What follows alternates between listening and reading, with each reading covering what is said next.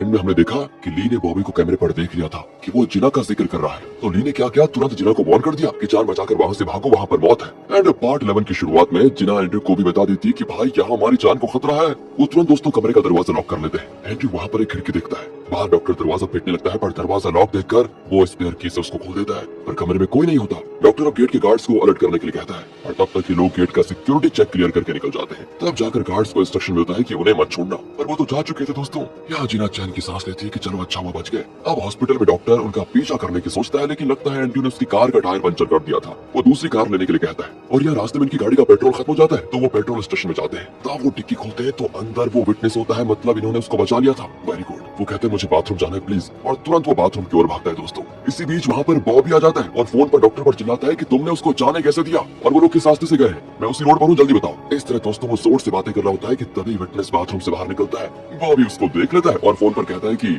फिक्र मत करो, मैंने उसको देख लिया है। विटनेस यहाँ से डरकर भागता है और एक गाड़ी के नीचे आकर वहीं पर मर जाता है। और अब बॉबी जिना और एंड्रयू को भी नहीं छोड़ता और कहता है कि तुम लोग इसके लॉयर्स हो ना, तुमसे भी मुझे पूछताछ करनी है। एंड्रयू कहता है देखिए मुझे कॉल करना है अभी। बॉबी हंस देता है कि वाह, तुम जिसे चाहो कॉल कर लो बेटा, मेरा कोई कुछ नहीं बिगाड़ सकता। पर दोस्तों जब एंड्रयू जेजे का नाम लेकर बात करता है तो बॉबी चौंक जाता है कि तुम्हें जेजे ने भेजा था। अब अगली सीन में बॉबी, नाथन, जेजे और उसका बॉडीगार्ड बैठे होते हैं। बॉबी जेजे से पूछता है कि तुमने उन दोनों को हॉस्पिटल क्यों भेजा, बताओ ऐसा क्या था जो तुम विटनेस से जानना चाहते थे। जेजे कहता है कि असल में मुझे तुम पर शक है। उस विटनेस ने केन्या के पति को डोडो ग्रुप के लैब में हो रहे लीकेज और T9 के खतरों के बारे में बहुत कुछ बताया था, जिसे केन्या के पति ने अपने फोन पर रिकॉर्ड किया था। मुझे ये जानना है कि फिलहाल वो मोबाइल कहाँ पर है। बॉबी दोस्तों चौंक जाता है कि इससे कैसे पता चला उस मोबाइल के बारे में जिसे मैंने अपने सीक्रेट सेफ में रखा हुआ है। जेजे बताता है कि जब मेरे एजेंट्स उस मोबाइल का पता लगाने में लगे हुए थे तो उन्हें पता चला कि उस विटनेस को जान से मारने की तुम कोशिश कर रहे हो, इसलिए मुझे तुम पर शक हो गया और मैंने उन दोनों को तुम्हारी असलियत का पता लगाने के लिए भेजा था। बॉबी की दोस्तों यहाँ पर बोलती बंद हो जाती है। फिर वो नाथन से कहता है कि मैंने ये सब आपकी भलाई के लिए किया था। एंड फिर वो जेजे पर भड़क जाता है कि तुमने मेरे काम में दखल देने का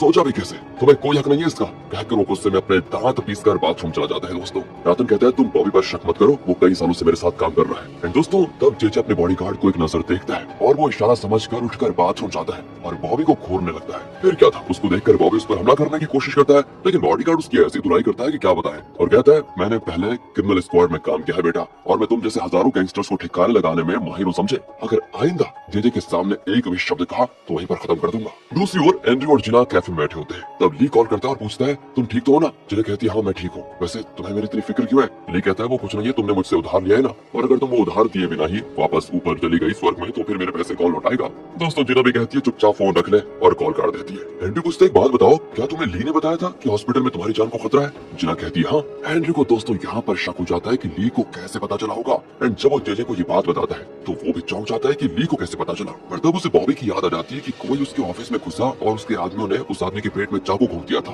कहीं वो ली तो नहीं था, और अगर वो ली था तो वो बॉबी की जासूसी क्यों कर रहा था। तब दोस्तों वो एंड्रयू से कहता है कि कल तुम ऑफिस में जाकर चेक करो कि ली के शरीर में कहीं कोई घाव है या नहीं। दूसरी ओर दोस्तों जिना बहुत ही दुखी होती है क्योंकि वो जान गई है कि केन्या की बात बिल्कुल सच थी, पर वो केन्या की मदद नहीं कर पा रही है। अगर वो केन्या का साथ देगी तो डोडो ग्रुप के खिलाफ जाना पड़ेगा उसे, और फिर उसे नौकरी से निकाल दिया जाएगा, जो कि वो नहीं चाहती। कितनी मुश्किलों के बाद तो उसे नौकरी मिली है, इसलिए वो खोना नहीं चाहती उसे। तो वो केन्या के फोन पर विटनेस का जो कॉल आया था ना, उसे डिलीट करके केन्या को उसका फोन लौटा देती है और कहती है कि ये नीचे पड़ा हुआ था तो मैंने सोचा लौटा दूं तुमको। दोस्तों जिना ली को कॉल करती है कि मेरा जी अच्छा नहीं है, प्लीज मुझे ड्रिंक खरीद कर दो ना। ली भी उसको एक बार मेरे जाकर ड्रिंक खरीद कर देता है। जिना दोस्तों यहाँ पर बहुत इमोशनल होकर कहती है कि हम लाइफ में कभी सच का साथ नहीं दे सकते क्या, सच कहना इतना महंगा क्यों साबित होता है। ली के तो कुछ समझ में नहीं आता कि ये किस चीज के बारे में बात कर रही है। वो जिना को शांत कराना चाहता है, लेकिन जिना तो नशे में होती है और ली के कंधे पर सर रख लेती है। ली उसे घर छोड़ने के लिए उसे लेकर निकल रहा होता है कि तब वहाँ पर एंड्रयू आता है। वो कहता है कि जिना को मैं ले जाऊंगा। ली कहता है इसे ड्रिंक मैंने पिलाया था, घर भी मैं ही छोड़ूंगा समझे। फिर क्या था दोस्तों, दोनों की लड़ाई शुरू हो जाती है। इसी बीच वो जिना को छोड़ देते हैं और बेचारी नीचे गिर जाती है। एंड वक्त पर जिना का फ्रेंड जो कि पुलिस में है वो आता है और दोनों को खूब डांट लगाता है कि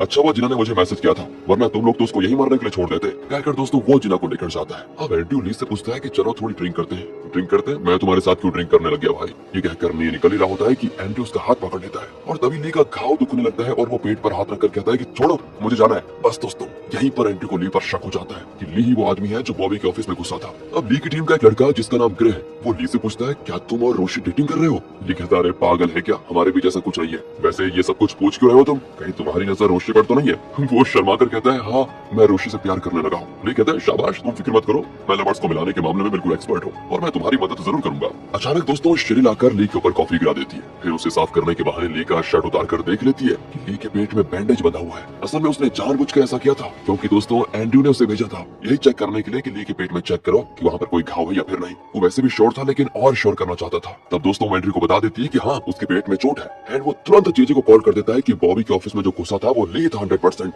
दूसरी ओर जेजे के बॉडीगार्ड ने भी ली के बारे में पूछताछ की थी जिसमें उसे पता चला था कि ली बॉबी की क्लब में बारटेंडर का काम कर रहा है। शायद ये उसका कोई सीक्रेट मिशन है। बॉडीगार्ड तो दोस्तों ये भी कहता है कि सर ली बहुत ही अक्लमंद लगता है, हमें उसे अपने गैंग में शामिल कर लेना चाहिए। क्या लगता है आपको? बहुत फायदा होगा हमें। और जेजे कहता है कि देखो बहुत ज्यादा अक्लमंद लोगों को हमेशा अपने से दूर रखना ही बेहतर है। वैसे ये जरूर पता लगाना पड़ेगा कि वो बॉबी की जासूसी कर क्यों रहा है। यहाँ से दोस्तों नेल को दिखाते हैं जो किमी को बताता है बेटा तुम्हारे खिलाफ जो अपोजिशन का आदमी खड़ा हो रहा है वो बहुत पावरफुल लगता है पर वो इंडिपेंडेंट कैंडिडेट है इसलिए हम उसको पैसे देकर आसानी से खरीद पाएंगे। पर किमी कहती पापा ये तो गलत बात है ना। नेल हंसता है कि पॉलिटिक्स में कुछ भी गलत नहीं होता बेटा और पॉलिटिक्स में सबसे इम्पोर्टेंट भूमिका तो पैसा ही निभाता है। अब दोस्तों वो उस अपोजिशन कैंडिडेट को घर पर बुलाता है और कहता है मैंने सुना है आप पर बहुत ज्यादा कर्ज है। क्या बात है? ऐसा क्यों कि आपने? अगर आप अपना नॉमिनेशन वापस लेकर मेरी बेटी को सपोर्ट करेंगे तो समझिए आपका कर्ज कुछ है ही नहीं। मैं आपको इतनी बड़ी रकम दूंगा कि आप सोच भी नहीं सकते। पर दोस्तों वो एक नेक इंसान मालूम होता है और कहता है मुझे आप पैसों से खरीद नहीं सकते याद रखना। लेकिन जब नेल रकम बताता है तो बस उसका मुंह खुला का खुला रह जाता है। उसकी नेकी खत्म दोस्तों। नेल कहता है थोड़ा टाइम लेकर जरा सोच कर बताइए। पैनी भी दोस्तों वहाँ पर होती है और वो सारी चीजें सुन रही थी एंड जब वो ली को ये सारी चीजें बताती है ना तो वो शॉक हो जाता है कि नील के पास इतनी बड़ी रकम कहाँ से आई। अब पैनी पूछती है ये तुम बन ठन कर कहाँ जा रहे हो? ली कहता है काम पे जा रहा हूँ। और कहाँ? पैनी पूछती है काम पे? तुम्हें उस क्लब में नौकरी मिली कैसे? ली कहता है सब रोशी का कमाल है, मैंने उसे अंडर एस्टिमेट किया था और वो तो बहुत ही काबिल और हिम्मत वाली निकली। यहाँ फ्लैशबैक में दिखाते हैं कि जब रोशी उस क्लब में काम कर रही थी तो एक क्लाइंट ने दूसरी लड़की को टॉर्चर किया था और कहा था कि कहाँ है बॉबी, बुलाओ उसे। रोशी ने उससे कहा कि चुपचाप उस लड़की को जाने दो। क्लाइंट कहता है कि ठीक है इसे छोड़ देता हूँ पर तुम्हारा बुरा हाल करने वाला हूँ मैं। पर दोस्तों इससे पहले कि वो आगे बढ़े रोशी ने उसे उठाकर जमीन पर पटका और उसे गला दबाते हुए कहा कि आइंदा किसी लड़की पर हाथ मत उठाना वरना हाथ तोड़ दूंगी। बस दोस्तों उसे उस समय देखकर बॉबी बिल्कुल इंप्रेस हो गया था। उसने रोशी को अकेले में बुलाकर उसकी हिम्मत और फाइटिंग की खूब तारीफ की थी। वो रोशी से पूछता है कि तुम्हें और क्या क्या आता है। रोशी उसे कई बातें बताती है। उसे ली की बात भी याद आती है कि तुम बॉबी को ये बताना कि तुम्हें मसाज करना भी आता है। बस दोस्तों रोशी भी बॉबी से कह देती है कि हाँ मैं मसाज बहुत बढ़िया करती हूँ। बॉबी कहता है ये तो बड़ी अच्छी बात है, वैसे मेरे शरीर में बहुत दर्द हो रहा है तो मेरा मसाज कर दो ना। और दोस्तों अब उसी मसाज के लिए ली तैयार हो रहा है। प्रेजेंट में दिखाते हैं कि ली क्लब में पहुंच चुका है जहाँ रोशी भी है। ली कहता है कि सावधान रहना कहीं वो तुम्हारे साथ कुछ उल्टा सीधा न कर दे। रोशी कहती है कि अगर वो ऐसा कुछ करेगा तो बस उसकी जिंदगी का वो आखिरी पल होगा समझ लो। ली कहता है कि अरे हाँ मैं भी किसकी फिक्र कर रहा हूँ, मुझे तुम्हारे बारे में फिक्र करनी नहीं चाहिए, उल्टा मुझे तो बॉबी की फिक्र करनी चाहिए कि पता नहीं तुम उसका क्या हाल करोगी। जरा संभल कर मसाज करना बेचारे का, उसका हाथ पैर मत तोड़ देना। ऑल द बेस्ट कहकर दोस्तों वो रोशी को अंदर भेज देता है। रोशी भी बॉबी का मसाज शुरू करती है और पूछती है कि मसाज के टाइम पर ड्रिंक करेंगे तो आराम मिलेगा आपको। वो भी हाँ कर देता है और ड्रिंक्स लेकर आता है ली।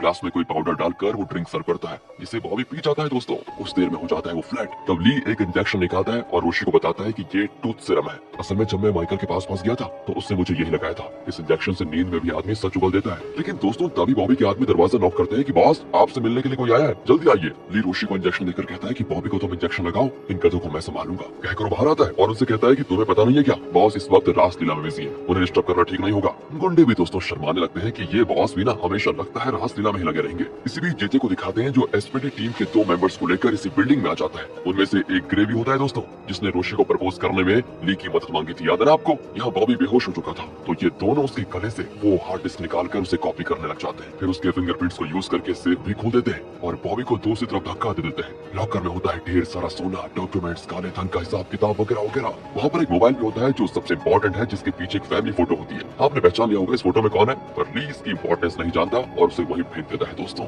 वो डॉक्यूमेंट्स वगैरह की फोटो ले लेते हैं। जेजे बाहर बैठा होता है तो उसका गार्ड बताता है कि ली यहीं पर है, हम उसे अभी पकड़ सकते हैं। लेकिन जेजे कहता है कि उसे पकड़ने के बजाय हमें ये जानना है कि वो असल में किसके लिए ये सारा इन्फॉर्मेशन कलेक्ट कर रहा है, हमें उसका असली मकसद भी पता चलना चाहिए। तो अब ली बॉबी से उसके स्विस बैंक की सारी डिटेल्स ले लेता है जहाँ उसने सारा काला धन डिपॉजिट करके रखा हुआ है। एंड जब काम खत्म हो जाता है तो रोशी कहती है कि मुझ पर अटैक करो वरना इन लोगों को हम पर शक होगा। अगले सीन में रोशी घायल हालत में बॉबी के असिस्टेंट के पास आती है और कहती है बॉबी ने मुझे बहुत मारा, मुझे पता नहीं वो इस तरह का जानवर था और मैं यहाँ पर कभी काम नहीं करूंगी। ली भी दोस्तों अपने हिस्से की एक्टिंग करता है कि मुझे भी नहीं पता था कि बॉबी इतना घटिया आदमी है जो एक औरत को इतना टॉर्चर कर सकता है। वो सोचिए किसी के साथ भी कुछ भी कर सकता है, मैं यहाँ काम नहीं करूंगा। इस तरह भरपूर परफॉर्मेंस देकर दोनों वहाँ से बच निकलते हैं दोस्तों। एंड जब बॉबी को होश आता है उसके कुछ समझ में नहीं आता कि यहाँ पर क्या हुआ था। उसका एक आदमी कहता है कि बॉस, नशे में आपने उस लड़की के साथ बहुत ही बुरा किया था, वो बेचारी काम छोड़कर चली गई। बॉबी तंग रह जाता है कि मैंने ऐसा क्या किया। अचानक वो अपने गले की माला को चेक करता है, पेन ड्राइव वही होता है वैसे। फिर वो लॉकर को भी चेक करता है तो सब पैसा वैसा का वैसा होता है। तब जाकर उसे चैन आता है कि चलो सब कुछ सेफ है। यहाँ जेजे ली की गाड़ी को फॉलो कर रहा होता है,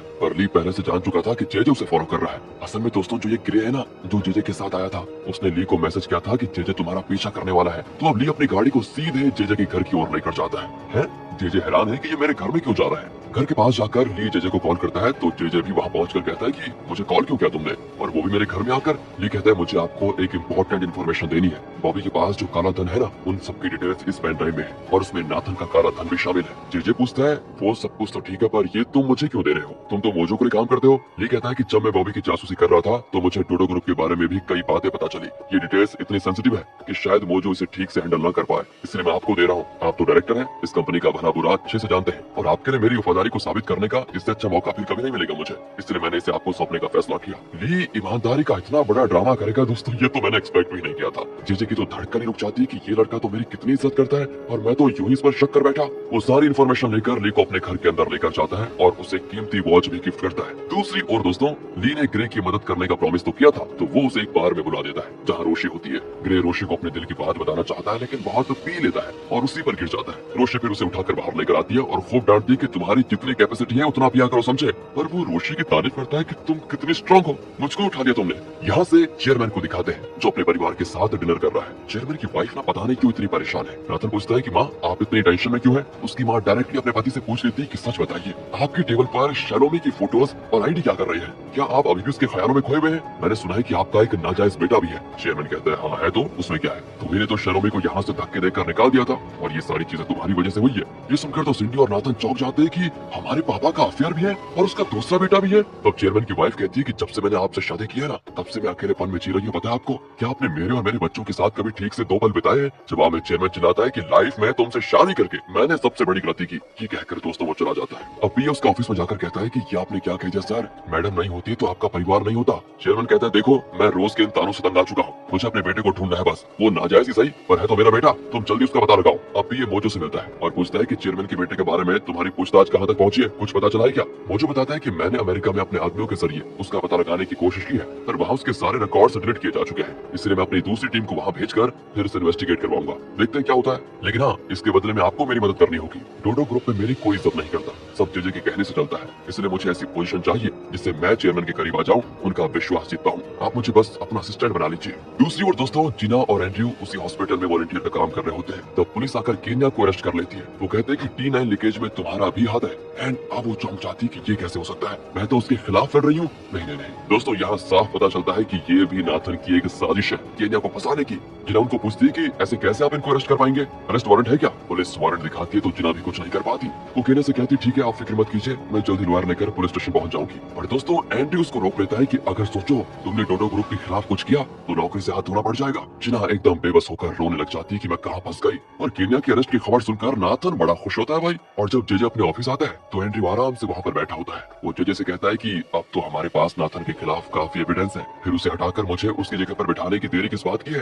जेजे कहता है कि अरे सब्र करो, अब की बार नाथन को ऐसा मारेंगे कि वो कभी उठ नहीं पाएगा, फिर तुम अपने पिता के लाडले बन जाओगे। टीवी पर दोस्तों केन्या के अरेस्ट की खबरें आ रही होती है। उसमें केन्या को देखकर ली तुरंत रियलाइज करता है कि बॉबी के सेफ में उसने जो मोबाइल देखा था उस पर इसकी फोटो लगी भी थी। वो सोच में पड़ जाता है कि केन्या का मोबाइल बॉबी के पास कैसे आया और उसे वो लॉकर में क्यों रखता है। क्या बात है, जरूर उस फोन में कोई राज है। दोस्तों राज तो है, लेकिन ये बात अभी तक ली को नहीं पता थी और ली ने एक अच्छा मौका गवा दिया क्योंकि उसने लॉकर खोला भी था, उसमें मोबाइल भी देखा था। अगर वो मोबाइल ले लेता तो सारा राज उसी वक्त खुल जाता, और अगर वो मोबाइल उठा लाता तो फिर ली फंस भी जाता क्योंकि बॉबी देख लेता कि लॉकर से मोबाइल मिसिंग है। अब ली पहले से कहता है कि उस मोबाइल के पीछे जो फोटो थी ना, उसमें एक छोटी बच्ची भी थी, हमें उसका पता लगाना होगा। यहाँ से दोस्तों उस हॉस्पिटल को दिखाते हैं जहाँ पर जिना का भाई है। पेनी ने अपने असिस्टेंट को वहाँ भेजा होता है ताकि वो जिना की असलियत का पता लगा पाए। असल में जिना ने अपना नाम बदलकर डोडो ग्रुप ज्वाइन किया था, उसने अपने भाई का नाम भी कुछ और ही बताया था। तो बस पेनी कंफर्म करना चाहती है कि क्या ये उसी जिना का भाई है जो दोस्तों स्टार्टिंग में ली के घर पर नौकर थी। याद ना आपको कि भूल के पहला एपिसोड। और पेनी का असिस्टेंट जिना के भाई के बेड के पास पहुंच जाता है तो वहाँ कोई और ही नाम लिखा होता है और असिस्टेंट उसका असली नाम पुकारता है तो वो कहता है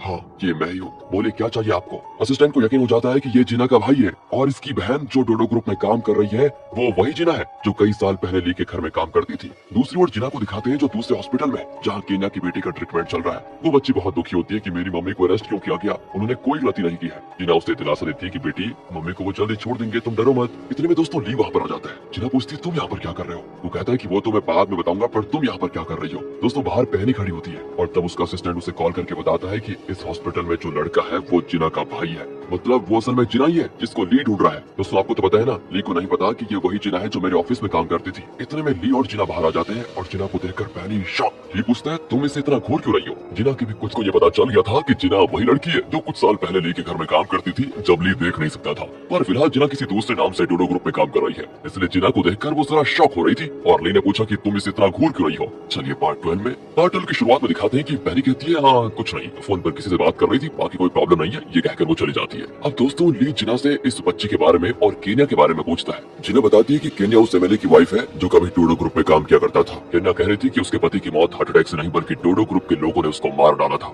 यही नहीं, डोडो ग्रुप T9 लीकेज और उसके खतरों के बारे में भी बहुत कुछ छुपा रहा है और डोडो ग्रुप के खिलाफ काफी एविडेंस था जो केन्या के पति के मोबाइल में था, लेकिन अब वो मोबाइल गायब है। सच को सामने लाने के लिए केन्या बहुत ही मुश्किल लड़ाई लड़ रही है और बहुत दुख की बात है कि उसे कोई सपोर्ट नहीं कर रहा। इसी सिलसिले में पूछताछ करने हम उस विटनेस के घर गए थे, पर वो भी एक्सीडेंट में मारा गया। बस तो दोस्तों ली अब उस मोबाइल की इंपॉर्टेंस को समझ जाता है। बहनी अपने असिस्टेंट से कहती है कि देखो किसी भी हाल में ली को जिना की असलियत पता नहीं चलनी चाहिए, क्योंकि जब तक उसके अंदर बदले के आ गए तब तक हम जी भर के पैसा कमा पाएंगे। अगर उसे पता चल गया कि जिना ही वो लड़की है जिसे वो ढूंढ रहा है तो उसका ध्यान भटक जाएगा और फिर हमारा मकसद कभी पूरा नहीं होगा। असिस्टेंट भी कहता है कि ठीक है मैडम, मैं इस बात का ध्यान रखूंगा कि जिना हमेशा ली को चैंगी समझे और ली भी कभी जान न पाए कि ये वही लड़की है जो मेरे ऑफिस में कभी काम करती थी। लेकिन दोस्तों उसकी ये आखिरी बात को ना जिना का भाई पकड़ लेता है और बार बार यही दोहराता है कि चैंग की असली आइडेंटिटी कभी जिना को पता नहीं चलेगी, चैंग की असली आइडेंटिटी कभी जिना को पता नहीं चलेगी। चलिए आ जाइए। अब ली को दिखाते हैं तो जेजे उसे कॉल करता है तो ली उससे मिलने जाता है। वहाँ पता चलता है कि जेजे ने डोडो ग्रुप और नाथन के खिलाफ सारा एविडेंस जो ली ने कलेक्ट किया था ना वो सब चार्ल्स के हवाले कर दिया था,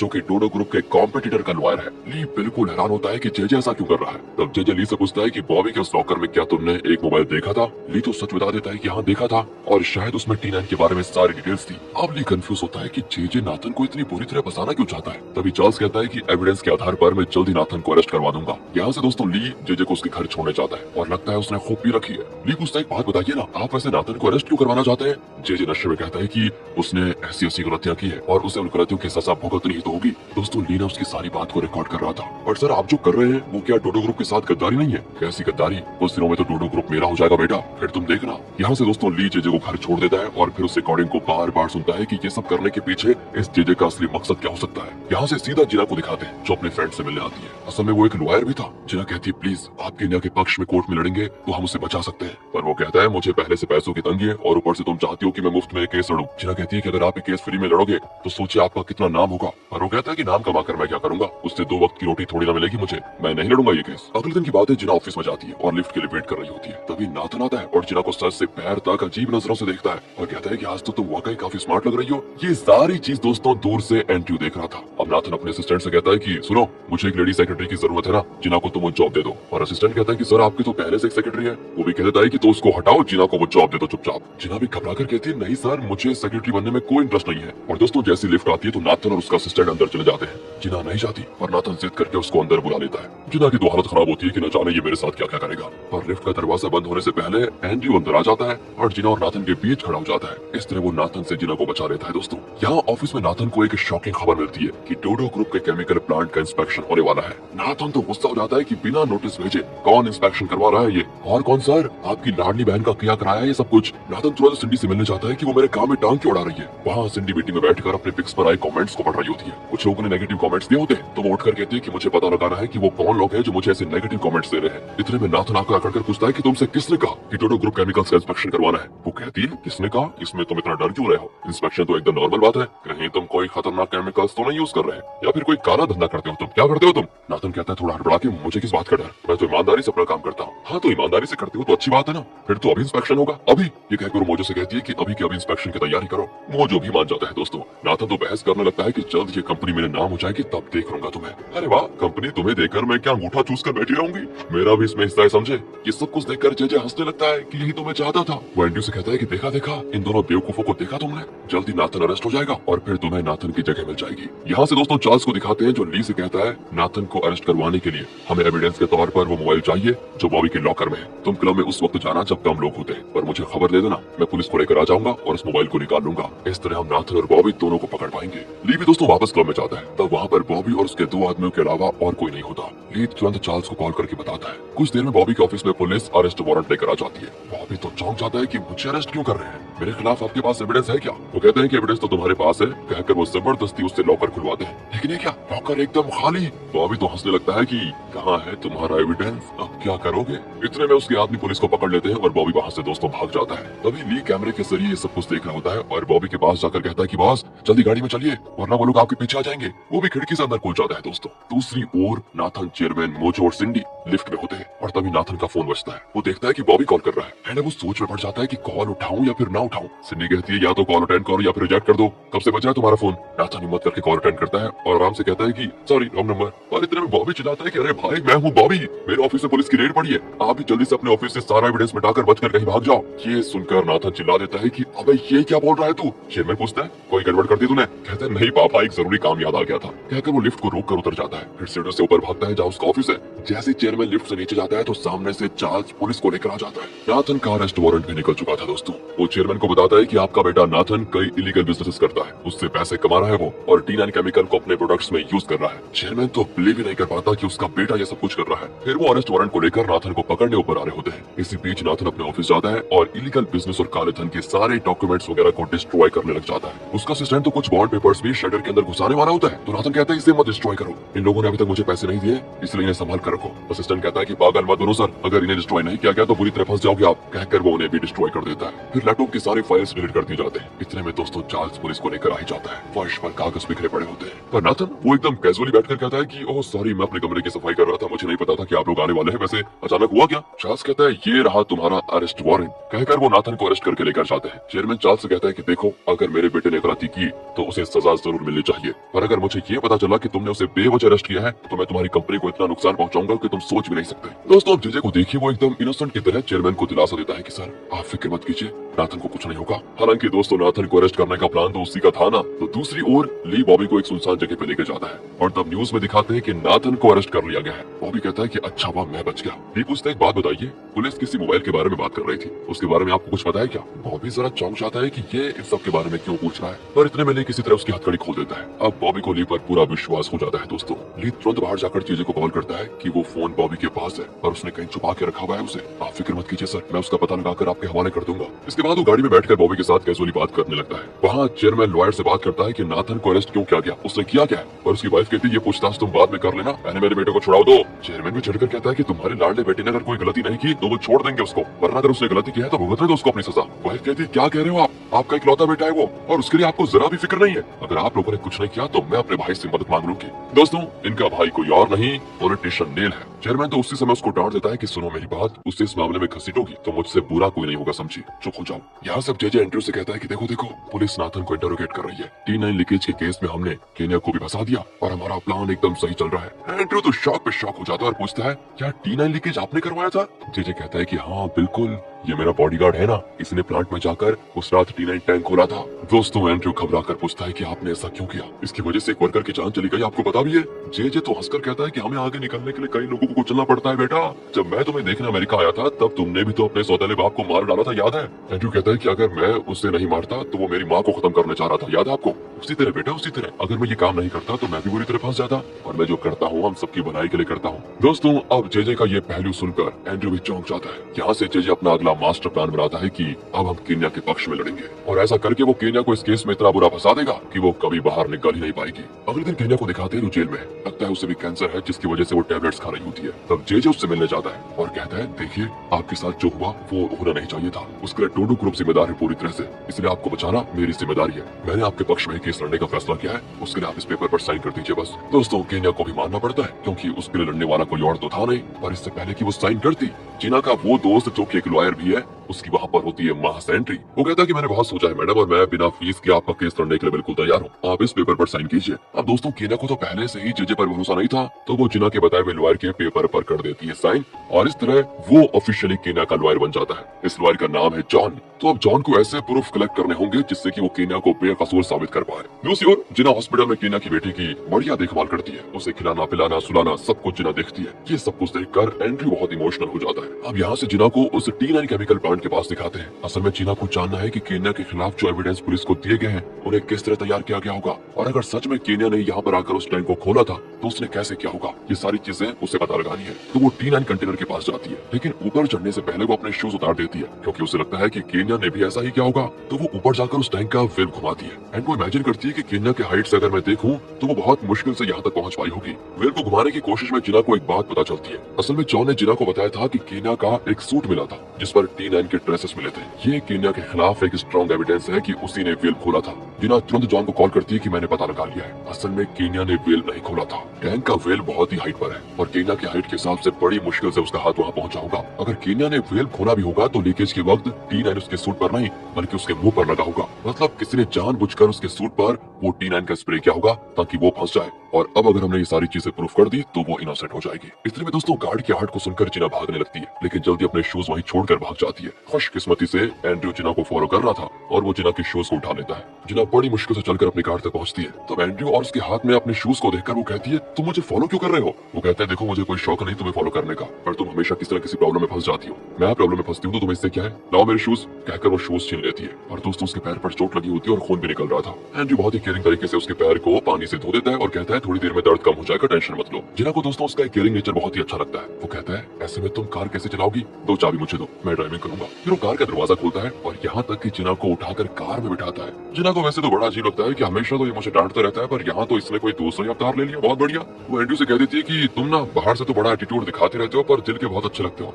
एंड वो भी अकड़ कर कहता है कि ऐसा कुछ नहीं है, मेरा असली रूप तुमने अभी तक देखा नहीं है। जिना उसको चिढ़ाती है कि तुम बिल्कुल एक छोटे बच्चे जैसे हो, तुम्हें पता है। यहाँ से दोस्तों अब ली को दिखाते हैं जो बॉबी के साथ एक होटल रूम में है। असल में बॉबी शहर छोड़कर भागने वाला है क्योंकि पुलिस को इसके खिलाफ जो एविडेंस मिला है उसके बल पर इसे उम्र भर की जेल होगी। वो अपना बैंक बैलेंस वगैरह चेक कर रहा होता है पर पता लगता है उसके सारे बैंक अकाउंट सील कर दिए गए हैं। अब वो एक पैसा भी नहीं निकाल सकता। ली दोस्तों उसे और उकसाता है कि बॉस क्या आपके पास एक भी पैसा नहीं है, क्या हो गया। मुझे तो लगा था कि अगर मैं आपको बचाऊंगा तो आप मुझे ढेर सारे पैसे देंगे, अब मैं क्या करूं बताओ। बॉबी कहता है कि अरे रोना बंद करो, पैसा नहीं है तो क्या हुआ, मेरे पास वो मोबाइल है जिसमें नाथन के खिलाफ इतना अच्छा खासा एविडेंस है, उसी से मैं नाथन को डरा धमकाकर उससे मुंह मांगी रकम ले सकता हूँ। बस दोस्तों ली को और चाहिए क्या था। इसी बीच ली को कोई कॉल आता है और वो बॉबी से कहता है कि मैंने अपने दोस्त से आपके बच निकलने का रास्ता पूछा था, लगता है वो एक शिप अरेंज करने वाला है, मैं बस उससे बात करके आता हूँ। कहकर वो फोन को लेकर बाहर चला जाता है। यहाँ बॉबी सोच में पड़ जाता है कि मेरे बारे में पुलिस को किसने इन्फॉर्मेशन दी होगी। उसे तो जेजे पर शक होता है तो वो तुरंत अपने गुंडों को फोन लगाकर कहता है कि सुनो जेजे को उठा लो और फिर देखते हैं उसका क्या करना है। यहाँ दोस्तों ली जेजे को ही कॉल करता है और कहता है कि मैं बॉबी को शिप में ले जाने के बहाने आपके पास ले आऊंगा,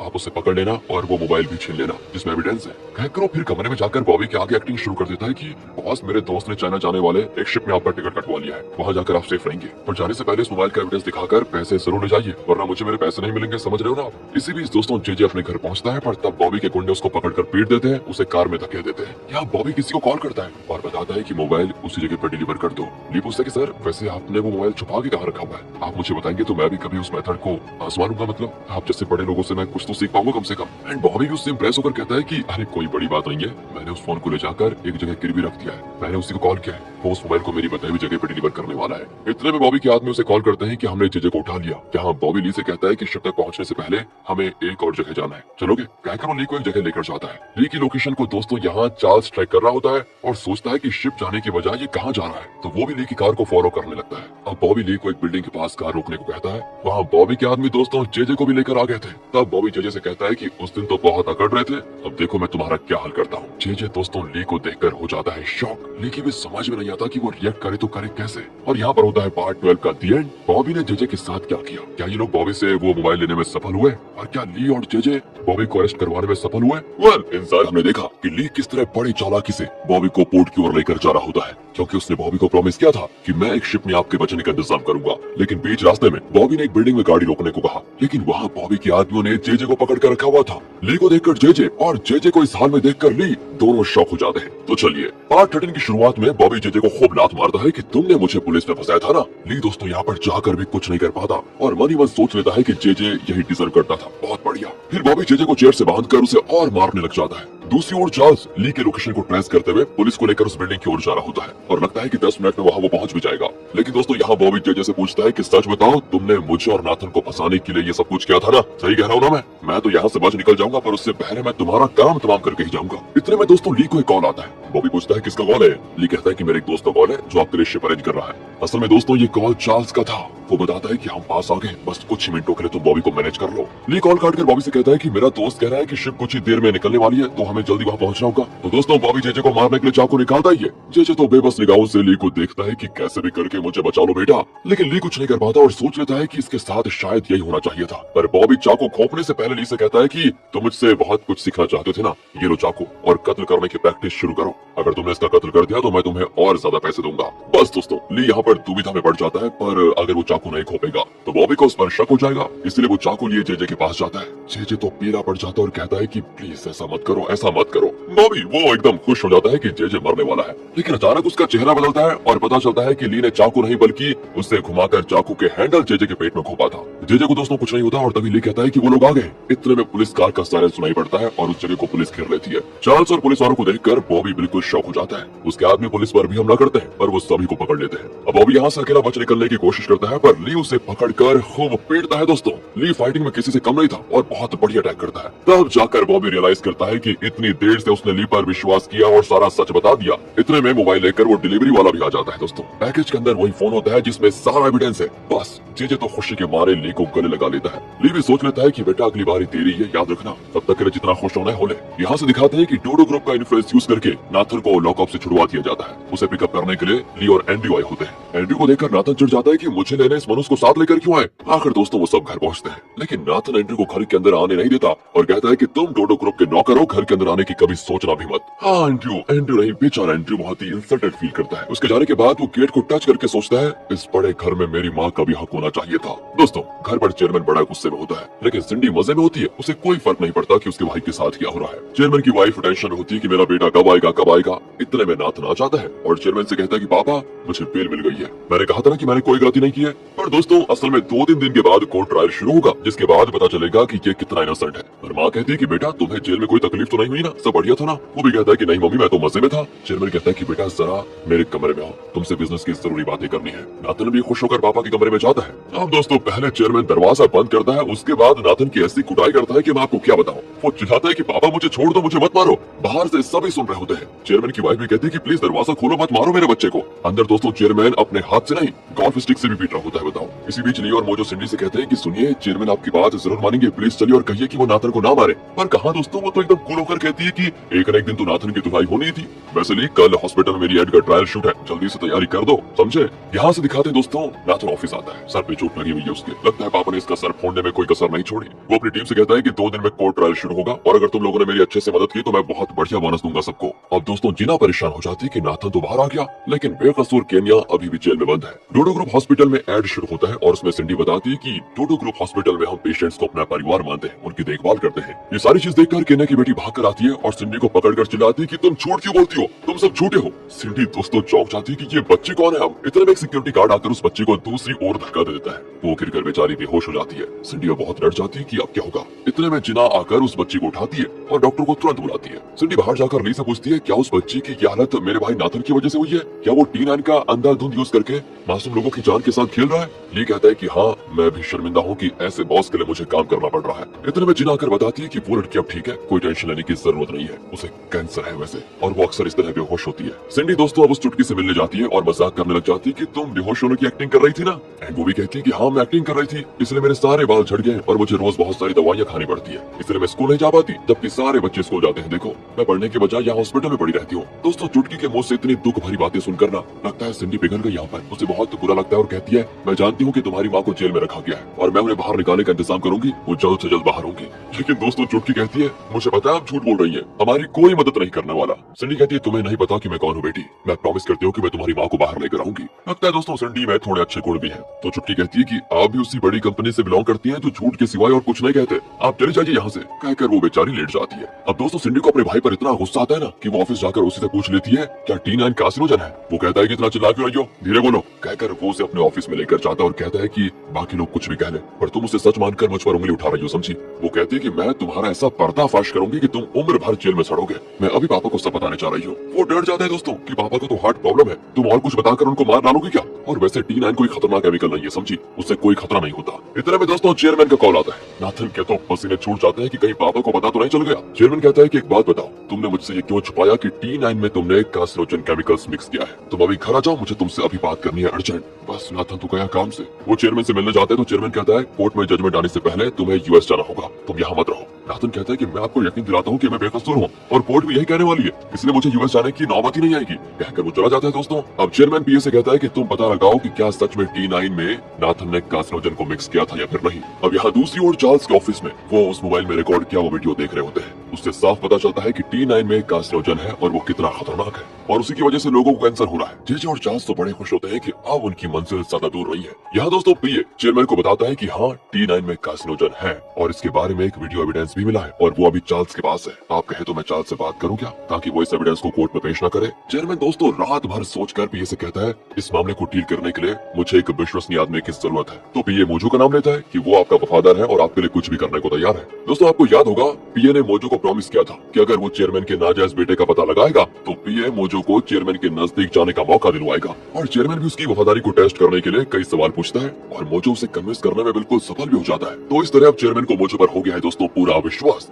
दूसरी ओर जेजे एंड्रयू को लेकर नेल से मिलने के लिए एक होटल जाता है। एंड्रयू बाहर खड़ा उन दोनों की बातें सुन रहा होता है। जेजे यहाँ नेल को बताता है कि हमें जो एविडेंस मिला है उसके आधार पर हम नाथन को हमेशा के लिए जेल भिजवा देंगे, फिर डोडो ग्रुप हमारा हो जाएगा। ये सुनकर एंड्रयू सोचता है कि मेरे बाप की कंपनी को तुम हड़पोगे और मैं देखता रहूंगा, मैं तुम्हारे हाथ की कठपुतली हूँ क्या? अगले सीन में दोस्तों जिना केन्या को देखने जेल में जाती है पर तभी एक एम्बुलेंस वहाँ से निकलता है। तभी जॉन कहता है कि केन्या की तबीयत बहुत खराब हो गई थी, उसी को हॉस्पिटल लेकर जा रहे हैं। वहाँ लाख कोशिश के बाद भी केन्या को होश नहीं आता और दोस्तों वो कोमा में चली जाती है। उसकी बेटी यानी वो चुटकी बहुत रोती है। जिना उसे कैसे भी करके शांत करती है कि तुम्हारी माँ ठीक हो जाएगी। और जब नाथन को ये पता चलता है तो वो बड़ा खुश होता है। अब जेजे पर्दे के पीछे नाथन के खिलाफ बहुत कुछ करता है लेकिन उसके सामने उसका वफादार होने की एक्टिंग बड़ी अच्छी करता है। वो भी नाथन के साथ मिलकर खुश हो लेता है। दूसरी ओर हॉस्पिटल में चुटकी अपनी माँ के पास बैठकर उसे कहानी पढ़कर सुना रही होती है। जिना कहती है, बेटी ये क्या कर रही हो तुम? वो कहती है, डॉक्टर ने कहा था कि माँ सुन सकती है इसलिए इनको कहानी सुना रही हूँ, फिर वो जल्दी अच्छी हो जाएंगी ना। जिना की समझ में नहीं आता कि वो क्या कहे इस बच्ची को। चुटकी जिना को एक लेटर देती है और कहती है ये माँ की ड्रेस में था, इस पर आपका नाम लिखा है। वो चुटकी को सोने के लिए भेज देती है और खुद केन्या के पास बैठ जाती है। ली भी वहाँ पर आ जाता है और केन्या की हालत को देखकर उससे भी बहुत दुख होता है। वो भी केन्या के पास बैठकर कहता है कि मैं जानता हूँ आप मेरी बात सुन पाएंगी, कल कोर्ट में नाथन के केस की हियरिंग है। सब सोच रहे हैं कि कल की हियरिंग सिर्फ नाथन के काले धन के बारे में है और हम एविडेंस के साथ ये प्रूफ करने वाले हैं कि T9 से कितना खतरा होता है। इतने दिन आप जो लड़ाई लड़ रही थी ना उसे सफलता जरूर दिलवाएंगे हम और उसके बाद T9 को कहीं भी किसी रूप में यूज नहीं किया जाएगा। नाथन को मिलेगी कड़ी सजा, सिर्फ और सिर्फ आपके विश्वास और स्ट्रगल की वजह से ये सब कुछ होने जा रहा है। मुझे उम्मीद है कि आप अपनी सफलता को जरूर देख पाएंगी। दोस्तों ये सारी बातें सुनकर केन्या की आंखों में आंसू जरूर निकल आते हैं। तो अगले सीन में एंड्रयू बार में बैठा ड्रिंक कर रहा होता है। वो जिना को बुलाना चाहता है पर कॉल नहीं करता। दूसरी ओर जिना ली के साथ दूसरे बार में बैठकर केस के बारे में डिस्कस कर रही होती है। ली कहता है कि अगर तुमने डोडो ग्रुप को बताया कि मैंने उस मोबाइल को चार्ल्स के हवाले किया था तो तुम्हें प्रमोशन जरूर मिलेगी। और जिना कहती है, तुम्हें मेरी इतनी फिक्र कब से होने लग गई? इतने में दोस्तों एंड्रयू से कॉल कर ही देता है और पूछता है कि तुम कहाँ हो? जिना कहती है, मैं बार में पी रही हूँ। एंड्रयू कहता है, मैं भी आ जाऊँ क्या? वो कहती नहीं, मैं चैंग के साथ हूँ, यानी ली के साथ। बस दोस्तों एंड्रयू भड़क जाता है कि तुम उसके साथ क्यों गई? कल हियरिंग में नाथन के लिए हमें कुछ क्वेश्चंस और आंसर तैयार करने हैं, तुम भूल गई क्या? और तुम हो कि एकदम गैर जिम्मेदार होकर शराब पी रही हो। जिना भी चिढ़कर कहती है कि मैं अपना काम कर लूंगी, तुम अपनी सोचो, कहकर वो कॉल काट देती है। दोस्तों अब यहाँ ली कहता है कि एंड्रयू को तुम्हारी बहुत फिक्र लगती है। हाँ फिक्र लगती है। अरे वो तो इसलिए बुला रहा है ताकि मैं क्वेश्चन तैयार कर पाऊँ कि कल कोर्ट में नाथन से क्या क्या पूछा जाएगा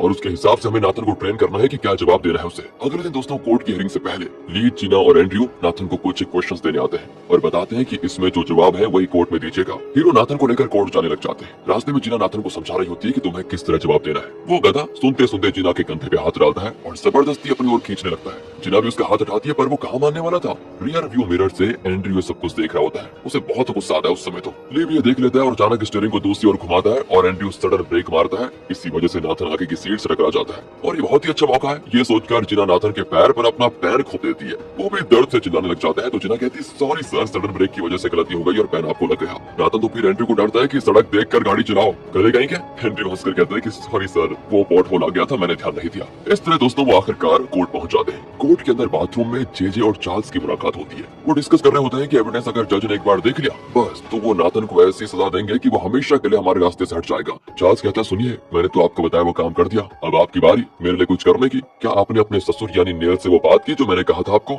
जेजे कहता है कि हाँ मैंने बात कर ली है, वो तुम्हें तरक्की दिलवाने के लिए बिल्कुल तैयार है। कोर्ट के बाहर नाथन को मीडिया वाले घेर लेते हैं और पूछते हैं कि आपको क्या लगता है कि कोर्ट का फैसला क्या होगा। वो कहता है देखिए मैं निर्दोष हूँ और मुझ पर झूठा इल्जाम लगाया गया है, मैं अपनी बेगुनाही साबित करके रहूंगा। इस तरह बढ़िया डायलॉग मारकर वो कोर्ट के अंदर जाता है। दूसरी ओर चेयरमैन और पीए पार्क में होते हैं दोस्तों। लगता है पीए कई सालों से ये विग लगाता था तो चेयरमैन कहता है कि तुम्हारा ये टकला सर देखे मैं कितने साल हो गए। लगता है दोस्तों दोनों कई सालों से क्लोज फ्रेंड्स भी हैं। चेयरमैन कहता है कि अगर मेरे बेटे ने वो सब कुछ किया है जिसका उस पर इल्जाम लगाया ना तो उसे 10 साल क्या उम्र भर कैद मिले मैं तो चाहता हूँ। मुझे कोई चिंता नहीं है उसकी, क्योंकि उसने जो गलत किया उसे उसकी सजा मिलनी चाहिए। पर दूसरे एंगल से देखें तो अगर उसका जुर्म साबित हो गया तो इतने सालों से डोडो ग्रुप ने मार्केट में जो रिस्पेक्ट कमाया वो मिट्टी में मिल जाएगा। इसलिए हमें डोडो ग्रुप का इमेज बनाए रखने के लिए कोई ना कोई कदम तो उठाना ही पड़ेगा। और यहाँ पर दोस्तों साफ पता चलता है कि चेयरमैन अपने बेटे के लिए नहीं लेकिन डोडो ग्रुप को बचाने के लिए कोई मास्टर प्लान जरूर बना रहा है। कोर्ट में नाथन, बॉबी और नाथन का पार्टनर मसन केमिकल्स का ओनर इन सबसे चार्ल्स सवाल कर रहा होता है। वो एक ही बात कहते हैं कि इसमें नाथन का कोई हाथ नहीं है, उसकी जानकारी के बिना हमने डोडो ग्रुप के नाम पर इलीगल बिजनेस किया और काला धन कमाया। दोस्तों असल में ये लोग डोडो ग्रुप के कहने पर ही नाथन को बचाने की खातिर ऐसा कर रहे हैं। जज पूछते हैं कि क्या आपके पास नाथन के खिलाफ कोई और ठोस सबूत है जिससे ये साबित हो सके कि नाथन ने इलीगल बिजनेस किया और काला धन कमाया। इस पर चार्ल्स कहता है कि काले धन से बड़ा एक प्रॉब्लम अब यहाँ पर खड़ा हो चुका है और वो प्रॉब्लम है T9, क्योंकि केना के पति यानी एक्स एमएलए ने डोडो ग्रुप के रिसर्चर का वीडियो रिकॉर्ड किया था जिससे साफ जाहिर हो जाएगा कि नाथन ने जानबूझकर सिर्फ अपने पार्टनर मसन केमिकल्स का कार्सिनोजन यूज करने के लिए अपने प्रोडक्ट्स में उसका इस्तेमाल किया। ये देखिए ये उस एमएलए का मोबाइल है जो हमारे हाथ लगा है। दोस्तों नाथन यहाँ चौंक जाता है कि ये तो काले धन का केस चल रहा है, बीच में T9 केस क्यों घुसाया जा रहा है। तो दोस्तों इस पर जेजे सिर्फ नाम के वास्ते उठकर कहता है कि ऑब्जेक्शन योर ऑनर, ये लोग केस की दिशा बदलने की कोशिश कर रहे हैं। पर जज कहते हैं कि नहीं, अगर इसमें कोई प्रूफ है तो कोर्ट उसको देखना चाहती है। नाथन के पसीने पसीने हो जाते हैं कि अब मुझे कोई नहीं बचा सकता। बस तब होती है दोस्तों यहाँ पर पीए की एंट्री। लगता है बहुत तगड़ा प्लान बनाकर आया है ये। कोर्ट में वीडियो प्ले करते हैं तो उसमें से फाइल गायब। ली, जेजे और चार्ल्स सभी चौंक जाते हैं और नाथन वो खुशी के मारे हो जाते हैं पागल कि देखा देखा मैंने कहा था ना कि मेरे खिलाफ ये लोग साजिश कर रहे हैं, कोई प्रूफ नहीं इनके पास। और दोस्तों तब पीए मोजो को देखता है और यहाँ दिखाते हैं एक बढ़िया वाला फ्लैशबैक कि उस दिन जब पीए मोजो को चेयरमैन के पास लेकर गया तो उनकी मीटिंग के दौरान चेयरमैन ने मोजो से कहा कि मुझे अपने बेटे की चिंता नहीं है, सिर्फ डोडो ग्रुप की फिक्र है। चार्ल्स के पास जो मोबाइल है उसमें नाथन के खिलाफ कोई वीडियो है, उसे तुम किसी भी तरह मिटा दो। और दोस्तों मोजो चार्ल्स के ऑफिस में एक आदमी को जानता था जिसने मोजो के कहने पर न सिर्फ उस मोबाइल का वीडियो मिटाया बल्कि कंप्यूटर में जो बैकअप था वो भी डिलीट कर दिया। और अब नाथन के खिलाफ कोई एविडेंस नहीं बचा और उसे इस तरह इस केस से छुटकारा मिल जाएगा। ली, जिना और एंड्रयू तो परेशान हो जाते हैं कि न्याय मिलने के लिए हमने कितनी मेहनत करी और क्या हो गया। पर जज कहते हैं कि 1 घंटे के बाद ये सुनवाई फिर शुरू होगी, कहकर वो चले जाते हैं। एक और जेजे और चार्ल्स के बीच बहस होने लग जाती है। जेजे कहता है कि तुम्हें उस डेटा को और सेफ रखना चाहिए था, कम से कम बैकअप रखा है या फिर वो भी नहीं है। चार्ल्स कहता है लगता है किसी ने वो भी डिलीट कर दिया। दूसरी ओर जिना, ली और एंड्रयू बाहर बैठे होते हैं बड़ी टेंशन में। जिना उस लेटर को पढ़ती है जो केनिया ने लिखा था और जो चुटकी ने जिना को दिया था। उसमें केनिया ने जिना के लिए लिखा था कि जब ये लेटर तुम्हारे हाथ लगेगा तो शायद तब तक मैं मर चुकी होंगी। मेरे बाद इस लड़ाई को तुमने लड़ना है। अब तक T9 और डोडो ग्रुप के बारे में मैंने जो भी एविडेंस कलेक्ट किया है वो सब मेरे लैपटॉप में है और मेरे बाद मेरी बच्ची का ख्याल तुम रखना प्लीज। मैं जानती हूँ कि मैं तुम पर कितना बोझ लाद रही हूँ और मैं क्या करूँ, मुझे सिर्फ तुम पर भरोसा है। ये सब कुछ पढ़कर जिना बहुत इमोशनल हो जाती है दोस्तों। इसी बीच ली को पैनी की बात याद आती है। ली ने उससे कहा था कि एविडेंस तो मिट चुका है लेकिन मैंने उस वीडियो को देखा था, मैं कोर्ट में बयान दूंगा। पर पैनी ने कहा था कि उससे क्या फायदा होगा, उल्टा डोडो ग्रुप तुम्हें काम से निकाल देगा, फिर देखो तुम्हारे पास कुछ काम नहीं बचेगा, इसलिए तुम कुछ मत कहना। दूसरी ओर दोस्तों एंड्रयू भी सोच में पड़ जाता है क्योंकि उसने जेजे से कहा था कि वीडियो तो डिलीट हो गया है तो क्या मैं नाथन के खिलाफ बयान दे दूं। पर जेजे ने उसको समझाया कि सुनो मेरी बात, तुमने अपने पिता के करीब जाने के लिए कितनी मुश्किलें झेली पता है ना तुम्हें, और अब अगर तुमने गवाही दे दी तो फिर तुम कभी अपने पापा को देख भी नहीं पाओगे, तुम्हें डोडो ग्रुप से बाहर कर दिया जाएगा। जिना कहती है कि मैं विटनेस बनूंगी, मुझे नाथन के बारे में बहुत कुछ पता है। एंड्रयू कहता है देखो मजाक मत करो तुम, अभी तक तो तुम नौकरी खोने के डर से चुप थे और अब अचानक डोडो ग्रुप के खिलाफ गवाही दोगी क्या, फिर पैसों के लिए क्या करोगी तुम। इसके बाद दोस्तों जिना चार्ल्स से मिलना चाहती है और कहती है मैं विटनेस बनने को तैयार हूँ चाहे कुछ भी हो जाए। पहले तो वो पूछता है कि तुम हो कौन। तो यहाँ से दोस्तों इनकी बात जब हो जाती है तो 1 घंटे के बाद कोर्ट में दिखाते हैं। जज कहते हैं कि नाथन के खिलाफ अब तक कोई ठोस एविडेंस नहीं मिला है, इसलिए 2 घंटों में इस केस का फैसला सुनाया जाएगा। तब तक के लिए कोर्ट डिसमिस। जज अपनी बात पूरी करने वाले होते हैं कि चार्ल्स कहता है सुनिए सुनिए, मेरे पास एक और विटनेस है जो इस केस में गवाही देगी। और दोस्तों तब जिना खड़ी उठ जाती है। सभी एकदम से चौंक जाते हैं कि ये क्या हुआ। नाथन तो घबरा जाता है कि ये मेरे खिलाफ गवाही देगी। मुझे तो शौक ही हो जाता है कि ये अपनी कंपनी के खिलाफ गवाही देने वाली है क्या। तो जिना विटनेस स्टैंड पर खड़ी होकर शपथ लेती है कि वो सच के सिवा कुछ नहीं कहेगी। नाथन का ब्लड प्रेशर दोस्तों इतना हाई हो जाता है कि लगता है फटने वाला है। उठकर चिल्लाता है कि ये जरूर झूठ बोलेगी मेरे खिलाफ। लेकिन जज उसको वार्न करते हैं कि अगर आप चुप नहीं रहे तो कोर्ट का अपमान करने के जुर्म में तुम पर कड़ी सजा होगी। चार्ल्स अब जिना से कहता है कि तुमने जो देखा वो सब कुछ कोर्ट के सामने बताओ सच सच। जिना बताना शुरू करती है कि जब वो एक बार हॉस्टल से बाहर आ रही थी तो उसने नाथन और बॉबी को बात करते हुए देखा, उनकी बातें भी सुनी थी। बॉबी नाथन को बताता है कि उस विटनेस को जो नाथन के खिलाफ एविडेंस देना चाहता था उसे मैंने कार से एक्सीडेंट करवा कर मार डाला। वो ये भी कह रहे थे कि T9 को यूज करके वो और किसी तरीके से पैसे कमा सकते हैं। दोस्तों अब इस पर नाथन फिर से उठकर चिल्ला देता है और जज उसको दूसरा वार्निंग देते हैं। नाथन डरकर जज से कहता है कि तुम पुतले की तरह क्यों बैठे हो, कुछ करते क्यों नहीं, रोको ना उसको, वो मुझे फंसा देगी। जज फिर नाम के वास्ते उठकर कहता है कि इसका हम विश्वास कैसे कर ले, जो तुम कह रही हो तुम झूठ भी तो कह सकती हो। और दोस्तों यहाँ जिना एक ट्विस्ट रिवील करती है पर बताती है मुझे पता था ऐसी नौबत जरूर आएगी, इसलिए मैंने उस दिन उन दोनों की वीडियो भी रिकॉर्ड की थी। नाथन दोस्तों आग बुरा हो जाता है और जज के सामने जिना को पकड़कर चिल्लाता है कि मैंने तुम्हें काम दिया, तुम्हें सैलरी दी, तुम्हें नौकरी दी और तुम मेरे खिलाफ बोलने की हिम्मत कैसे जुटा पा रही हो, और ये सारी चीजें तुम कर किसके लिए रही हो। जज कहता है कि नाथन को कोर्ट रूम से बाहर लेकर जाओ, बाहर लेकर जाओ इसको। और दोस्तों तब जिना कहती है कि इसे बाहर मत भेजिए, आगे मैं जो बताने जा रही हूँ उन बातों को अगर ये भी सुने तो बेहतर होगा। जज भी मान जाते हैं और नाथन को उसकी जगह पे बिठा देते हैं चुपचाप। अब जिना बहुत ही इमोशनल होती है और बताती है मैं एक माँ और बेटी को जानती हूँ, T9 की वजह से दोनों को कैंसर हुआ है, दोनों हर दिन मर मर के जी रही है। उस माँ ने न जाने कितने दिनों से T9 और इसके इस्तेमाल के खिलाफ लड़ाई लड़ी, पर बदले में उन्हें क्या मिला, सिर्फ बेइज्जती और जेल की सजा। एक औरत के अंदर कितनी हिम्मत होती है ये मैंने उन्हीं से सीखा। उनकी एक छोटी सी बेटी है और वो भी अपनी माँ की तरह सच में बड़ी हिम्मत वाली है। इतनी छोटी उम्र में वो कैंसर जैसी खतरनाक बीमारी से दिन रात लड़ रही है। उसने ऐसी क्या गलती की थी कि उसने अपना बचपन खो दिया, मासूमियत खो दी। उससे मुझे ये सीख मिली कि मुझे खुद पर कितना शर्मिंदा होना चाहिए। दोस्तों नाथन को देखकर कहती है आपने मुझे गद्दार कहा ना, गद्दार क्योंकि मैं उस कंपनी के खिलाफ गवाही दे रही हूँ जिसने मुझे नौकरी दी, इसलिए ना। हाँ तो मैं गद्दार हूँ।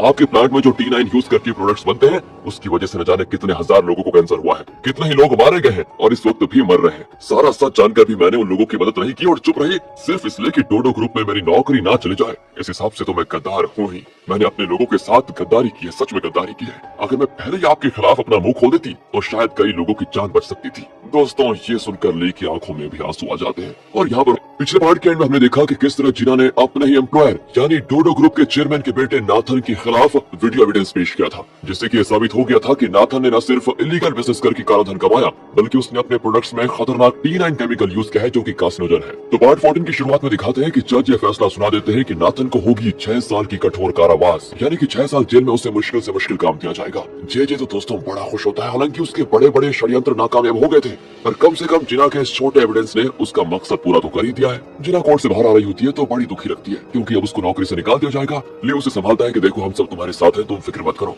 नीचे एंड्रयू खड़ा होता है और वो कहता है कि मुझे नहीं पता था कि तुम इतनी हिम्मत वाली हो, हम तुम्हें कुछ नहीं होने देंगे, तुम्हारे साथ खड़े रहेंगे। जिना भी हंस देती है कि डायलॉग बोलते तो बड़े क्यूट लगते हो यार तुम, लेकिन अब तक तो मुझे डोडो ग्रुप से निकाल भी दिया गया होगा। एंड्रयू ली कहते हैं कि नहीं ऐसा कुछ नहीं होगा, इसमें तुम्हारी कोई गलती नहीं है, तुमने बस सच का साथ दिया है जिसकी तुम्हारी तारीफ करना तो बनता ही है। कोई तुम्हें नौकरी से नहीं निकालेगा, बस तुम उसी हिम्मत के साथ कर ऑफिस जाना। इसी बीच दोस्तों जिना को चुटकी कॉल करके कहती है कि माँ ठीक हो गई है, वो कोमा से बाहर आ गई है। ये सुनकर ये तीनों बड़े खुश होते हैं और हॉस्पिटल जाते हैं। केनिया जिना को देखकर बड़ी इमोशनल होती है और कहती है पता है तुमने जो किया है ना उसके लिए पता नहीं मैं तुम्हारा शुक्रिया अदा कैसे करूंगी, तुम सच में बहुत हिम्मत वाली हो। जिना कहती है कि मैंने तो कुछ नहीं किया, मुझे हिम्मत तो इस चुटकी ने दी। दोस्तों अब जिना की रिकॉर्ड की भी वीडियो हर न्यूज चैनल्स में प्ले होने लग जाती है जिसमें नाथन ने ये कबूल किया था कि T9 कितना खतरनाक है और उसके जरिए उसने कितने पैसे कमाए। आम लोग तो बड़ा उठते हैं कि इतनी बड़ी कंपनी ने ऐसा जानलेवा केमिकल यूज किया है और कई लोगों की जान ले ली है। जे नेल और किमी भी दोस्तों टीवी पर ये देख रहे होते हैं। दूसरी ओर चेयरमैन की फैमिली भी टीवी पर देखती है। चेयरमैन पूरी तरह से परेशान हो जाता है कि डोडो ग्रुप का नाम खराब हो गया। सिंडी कहती है कि नाथन की वजह से देखा अब मैं भी बाहर मुंह दिखाने लायक नहीं रही। और चेयरमैन की वाइफ वो अपने बेटे को सपोर्ट करती है कि वो बेचारा 6 साल जेल में कैसे रहेगा, हमें किसी भी तरह उसकी सजा कम करवानी चाहिए। चेयरमैन तो दोस्तों बहुत ही दुविधा में होता है और चुपचाप उठकर कमरे की ओर चलने लगता है। अचानक गिर पड़ता है, वो लगता है बेचारा डिप्रेशन में चला गया है। यहाँ नाथन को जेल लेकर जा रहे होते हैं और तब लोग उस पर अंडे फेंकते हैं और वो चिल्लाता है कि तुम लोगों को पैसे चाहिए ना, मैं दूंगा पैसे, अंडे फेंकना बंद करो। लगता है दोस्तों ये अभी भी सुधरा नहीं है। जे और ली कार में जा रहे होते हैं तो जे कहता है कि अब वक्त आ गया है डोडो ग्रुप को हमारे नाम करने का। ये पूछता है डोडो ग्रुप को आपके नाम करने का, ये आप क्या कह रहे हैं बेटा, अब तुम्हें राज बताने का वक्त आ गया है। तभी दोस्तों जेजे का बॉडीगार्ड कहता है कि सर जल्दबाजी कर रहे हैं आप, पर जेजे कहता है अरे नहीं, ये तो अब अपने परिवार का सदस्य बन चुका है, इसे सच बताने में कोई खामी नहीं है। कहकर दोस्तों वो ली को अपने एक सीक्रेट ऑफिस में लेकर जाता है। यहाँ हर कोई डोडो ग्रुप के स्टॉक्स को गिराने में लगा हुआ है। कुछ लोग डोडो ग्रुप के बारे में नेगेटिव बातें फैला रहे होते हैं, तो कुछ लोग फेक अकाउंट्स के जरिए डोडो ग्रुप के शेयर्स खरीद रहे होते हैं। जेजे का प्लान है कि फिलहाल इस कोर्ट केस की वजह से डोडो ग्रुप के शेयर्स का दाम बहुत कम हो जाएगा और इसी मौके का फायदा उठाकर जेजे उन शेयर्स को खरीद रहा है दोस्तों। और ऐसा पॉइंट आएगा जब जेजे के पास सबसे ज्यादा शेयर्स होंगे और तब वो डोडो ग्रुप का ओनर बन जाएगा। ये देखिए उसका प्लान। ली भी दोस्तों जेजे का सारा प्लान समझ आता है, लेकिन जेजे नहीं जानता कि ली असल में कौन है। यहाँ से दिखाते हैं कि ली पेनी को बताता है कि जेजे तूफान की तेजी से काम कर रहा है, हमें कैसे भी करके उसको रोकना होगा, क्योंकि अगर डोडो ग्रुप उसके हाथ में गया तो हमारा सारा प्लान चौपट हो जाएगा। एक हफ्ते के अंदर हमें जेजे को कैसे भी फंसाना होगा। दूसरी ओर दोस्तों डोडो ग्रुप के शेयर होल्डर्स की मीटिंग में सिंडी जाती है, क्योंकि चेयरमैन की तबीयत खराब है ना। पर शेयर होल्डर्स गुस्से में होते हैं कि कंपनी डूबने की स्थिति में है और इस वक्त चेयरमैन को यहाँ होना चाहिए था। वो कहाँ है? हमारी सारी इन्वेस्टमेंट्स खतरे में है और इस वक्त वो खुद आने के बजाय अपनी बेटी को भेज रहे हैं। क्यों? वैसे इस लड़की को आता क्या है? ये सुनकर तो सिंडी भड़क जाती है और चिल्लाने लगती है। शेयर होल्डर्स भी गुस्से में उठकर उस पर हमला करने में उतर आते हैं और मामला दोस्तों बहुत सीरियस मोड़ ले लेता है। अब चेयरमैन तो अपनी बेटी से भी परेशान है कि इसने नई मुसीबत खड़ी कर दी। माँ भी उसको डांटती कि मेरे बेटे को दोष दे रही थी ना, और तुम खुद भी एक मीटिंग को ठीक से संभाल नहीं पाई। बड़ी आई। चेयरमैन फिर पूछता है कि डोडो ग्रुप के गिरते हुए शेयर वैल्यू को रोकने का कोई रास्ता है क्या? तब मोजो कहता है कि सर इसका सिर्फ एक ही रास्ता है, आप पब्लिक में डोडो ग्रुप की गलती के लिए माफी मांगे और लोगों से ये वादा करें कि मैं अपने बेटे नाथन को बेल नहीं दिलाऊंगा। सिंडी दोस्तों गुस्सा हो जाती है कि ये तुम क्या कह रहे हो, मेरे पापा कभी किसी के आगे सर नहीं झुकाएंगे। पर चेयरमैन कहता है कि नहीं, मैं डोडो ग्रुप को बचाने के लिए कुछ भी कर सकता हूँ। तो दोस्तों अगले सीन में चेयरमैन प्रेस मीट में सबके सामने आकर माफी मांगता है कि मुझे नहीं पता था कि मेरा बेटा मेरी पीठ पीछे ये सब कुछ कर रहा है। एक बाप के नाते तो ये मेरी हार है। डोडो ग्रुप की तरफ से मैं आप सबसे माफी मांगता हूँ, मुझे माफ कर दीजिए और मेरे बेटे ने जो किया है उसकी पूरी सजा उसे भुगतनी पड़ेगी। मैं किसी भी हालत में उसको बेल दिलाने की कोशिश भी नहीं करूंगा। और हाँ, T9 से जिन लोगों को कैंसर हुआ है, जिनकी जान चली गई है, उन सब के लिए मैं पूरा कंपनसेशन दूंगा और उनकी ट्रीटमेंट का पूरा खर्चा उठाऊंगा।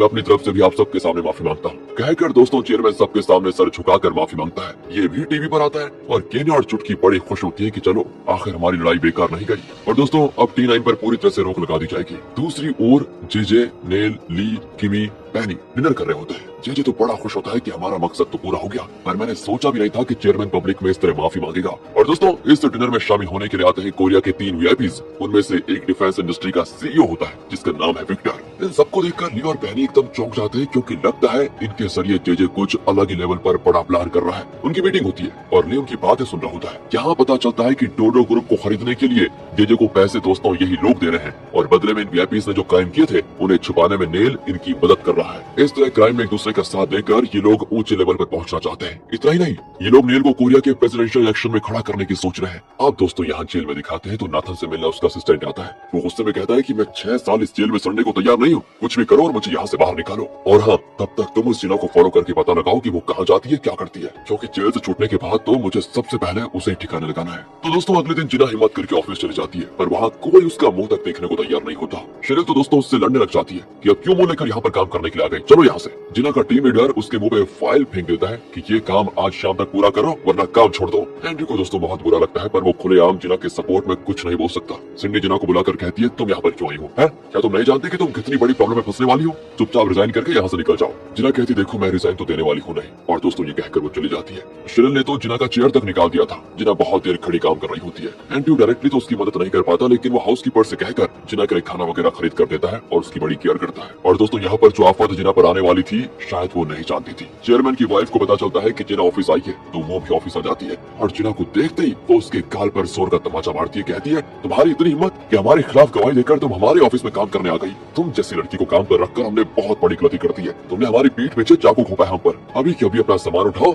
और रिजाइन देकर निकल जाओ यहाँ से। लेकिन दोस्तों ली से रहा नहीं जाता। वो कुछ कहने चाहता है लेकिन ग्रे उसको रोक देता है कि रुक जा। जिना भी कुछ कह नहीं पाती और चेयरमैन की वाइफ के बॉडीगार्ड्स उसे खींचकर ऑफिस के बाहर धकेल देते हैं। ली उसे उठाता है और माफी मांगता है कि सॉरी मैंने तुम्हें ऑफिस आने को कहा था, मेरी वजह से तुम्हें सब कुछ सहना पड़ा। पर जिना कहती नहीं ऐसी कोई बात नहीं है, मुझे कोई दुख नहीं है। अब मुझे जल्दी से बस किसी दूसरी नौकरी को ढूंढना होगा, मैं चलती हूँ, तुम फिक्र मत करो। कहकर दोस्तों वो चली जाती है। ये सब कुछ देखकर एंड्रयू जेजे से कहता है कि हमें जिना के लिए कुछ करना चाहिए। उसने हमारा मकसद पूरा होने में काफी मदद की है। हालांकि वो नहीं जानती थी कि नाथन के खिलाफ एविडेंस देकर वो हमारी ही मदद कर रही है। पर दोस्तों जेजे कहता है कि अरे गोली मारो उसको, वो इतनी इंपॉर्टेंट नहीं है। एंड्रयू को दोस्तों गुस्सा आ जाता है और पूछता है कि अच्छा मतलब आप डोडो ग्रुप के ओनर बन जाएंगे, फिर मुझे क्या मिलेगा? जेजे कहता है कि अरे बेटा मैं डोडो डूडो ग्रुप में ज्यादा से ज्यादा 60% शेयर खरीद पाऊंगा, क्योंकि उससे ज्यादा शेयर बेचा नहीं जाएगा ना, और बाकी 40% शेयर तो चेयरमैन के परिवार का ही रहेगा। लेकिन तुम्हारे जरिए मुझे उस 40% से भी एक हिस्सा मिलेगा, क्योंकि जब चेयरमैन को पता चलेगा कि तुम उनके बेटे हो तो वो तुम्हें भी कुछ शेयर देंगे, और उन शेयर्स के बल पर ही मैं डूडो ग्रुप का असली ओनर बन जाऊंगा। इसलिए मुझे तुम्हारी बहुत जरूरत है बेटा। वैसे मुझे बिजनेस में कोई इंटरेस्ट नहीं है, पर एक पावरफुल बिजनेसमैन बनकर मैं असल में पॉलिटिक्स में एक पावरफुल आदमी बनना चाहता हूँ। बिजनेस तो उसका सिर्फ एक जरिया है। ये कहकर दोस्तों वो चला जाता है, और वहाँ गिरते शेयर को देखते हुए चेयरमैन को भनक लग जाती है कि कोई तो घोटाला कर रहा है, और ये कौन कर रहा है इसका उसे अंदाजा नहीं होता दोस्तों। तब उसे एक पार्सल मिलता है जिसमें एक फोन होता है, उस पर एक कॉल भी आता है, और वो कॉल ली ने किया था। असल में उसी ने ये फोन भेजा होता है। वो अपनी आवाज को चेंज करके कहता है कि क्या आप जानना चाहते हैं कि आपके शेयर्स किसकी वजह से गिर रहे हैं? चेयरमैन पूछता है तुम हो कौन और मैं तुम्हारा यकीन कैसे करूं? ली कहता है कि आपके पास कोई और रास्ता है भी नहीं, यकीन करना पड़ेगा। कहकर दोस्तों ली एक ऑडियो प्ले करता है, और ये ऑडियो उस दिन की रिकॉर्डिंग है जब जेजे ली के साथ कार में था, लेकिन नशे में वो ली को अपने मकसद के बारे में बहुत कुछ बता रहा था, और ली ने उस समय उसको रिकॉर्ड भी किया था। प्ले करने के बाद ली कहता है कि अब शायद आपको पता चल गया होगा कि कौन आपके खिलाफ डूडो ग्रुप का ओनर बनने की कोशिश कर रहा है। चेयरमैन दोस्तों कंफ्यूज हो जाता है कि क्या सच में जेजे मेरे खिलाफ षड्यंत्र रच रहा है, या फिर कोई मेरे साथ मजाक कर रहा है। पर वो थी तो जेजे की आवाज, तो वो अपने आदमी से कहता है कि इसके बारे में पता लगाओ, और हाँ मेरे दूसरे बेटे के बारे में भी कुछ पता चला क्या? चेयरमैन की वाइफ ये बात सुनकर बड़ी टेंशन में हो जाती है। तब मोजो चेयरमैन को बताता है कि मैंने अपनी टीम के बेस्ट एजेंट को यूएस भेज दिया है आपके बेटे के बारे में पता लगाने के लिए, वो जल्दी कोई इन्फॉर्मेशन देगी। दूसरी ओर दोस्तों चेयरमैन की वाइफ जेजे से मिलती है और पूछती है कि चेयरमैन के बेटे के बारे में क्या कुछ पता लगाया तुमने?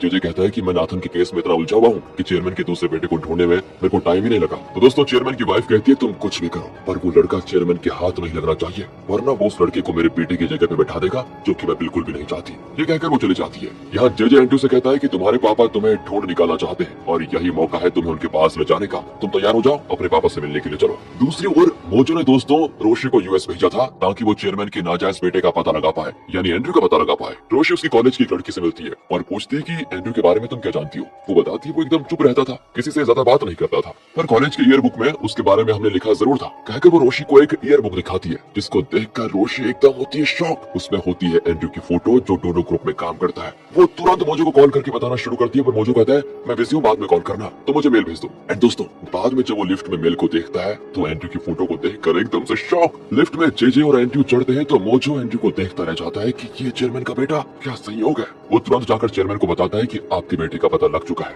वो यूएस में नहीं इसी कोरिया में है, और सच बताऊं तो वो हमारी ही कंपनी में काम करता है। दोस्तों ये सुनकर चेयरमैन के पैरों तले जमीन खिसक जाती है। मुझे पूछता है कि एसपीडी टीम में हमने जिन नए कैंडिडेट्स को रिक्रूट किया था वो उन्हीं में से एक है। इतना ही नहीं सर, जेजे बहुत पहले से उस लड़के की मदद कर रहा है। चेयरमैन को शक हो जाता है कि ओहो, लगता है जेजे ने जानबूझकर उसे यहाँ पर काम पे रखा है। मोजो भी साफ साफ कह देता है कि हाँ ये भी पॉसिबल है सर, कि जेजे किसी मकसद से उसे यहाँ पर लाया होगा। दूसरी ओर जिना को किसी ऑफिस में नौकरी नहीं मिलती, पर वो बड़े बड़े बिल्डिंग्स में हाउसकीपिंग का काम करती है, फिर नोटिस मांगती है, और उस काम के बाद रेस्टोरेंट में वेट्रेस का काम भी करती है। अब ली उस रेस्टोरेंट में जाता है तो जिना एकदम से चौंक जाती है, और वो ज्यादा कुछ नहीं कह पाती क्योंकि ली यहाँ पर उसका कस्टमर है। फिर भी दोस्तों ली उससे पूछता है कि तुमने खाना खाया क्या? वो कहती नहीं, मैं काम के बाद घर जाकर खाना खा लूंगी। ली कहता है वो बाद में खा लेना, पर अभी मैं खिलाऊंगा तुम्हें, समझी? जिना कहती है अरे ओनर देख रही है, ऐसा मत करो। तभी ली ओनर को देखता है, पर उसी वक्त वो बाहर चली जाती है। ली कहता है देखो अब ज्यादा नखरे भी मत करो, खा लो चुपचाप। फिर जिना कहती है अरे इतना छोटा पीस क्यों दे रहे हो, मुझे बड़ा वाला चाहिए। ली भी हंसकर उसको बड़ा पीस दे देता है। तब ली पूछता है कि इसके बाद तो तुम घर ही जाओगी ना? वो कहती नहीं, एक और काम है मुझे, जहाँ मैं रेंट पर किसी की ड्राइवर बनूंगी। और दोस्तों तभी किसी और कस्टमर के बुलाने पर जिना उस टेबल की ओर भागती है।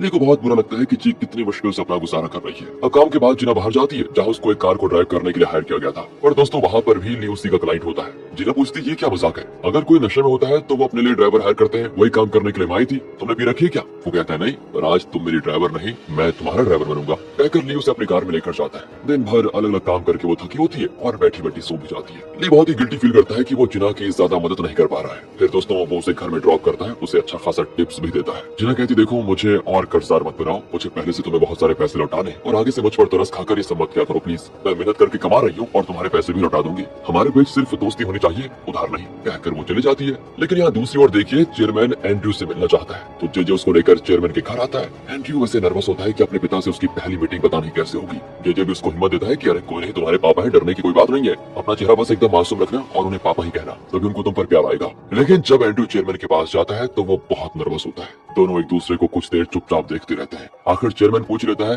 क्या तुम्हें जेजे ने इस कंपनी में ज्वाइन करवाया? एंड्रू कहता है कि सवाल तो मुझे आपसे करने चाहिए, मुझे लगा कि आप सबसे पहले मेरी माँ के बारे में पूछेंगे। चेयरमैन कहता है कि हाँ मैंने सुना था उसके बारे में, वैसे उसका हुआ क्या था? एंड्रू कहता है कि वो जानकर अब आपका क्या फायदा, अब तो वो जिंदा भी नहीं है। और बेटा तुम ये बताओ तुमने डोडो ग्रुप क्यों ज्वाइन किया? मैं अपने पिता को देखना चाहता था, करीब से देखना चाहता था। मुझे उन पर बहुत गुस्सा आता था कि उन्होंने मुझे ढूंढने तक की कोशिश क्यों नहीं की। मैंने ऐसी क्या गलती की थी कि मुझे बिना बाप के यहाँ तक की जिंदगी गुजारनी पड़ी, इसीलिए मैंने डोडो ग्रुप ज्वाइन किया। और आप बताइए आपने इस वक्त मुझे क्यों बुलाया? चेयरमैन कहता है कि मैं भी तुम्हें देखना चाहता था, वरना मुझे चैन नहीं आता। और कुछ देर के बाद चेयरमैन उठकर जाने लग जाता है तो एंड्रू पूछता है क्या मैं आपको पापा कह सकता हूँ?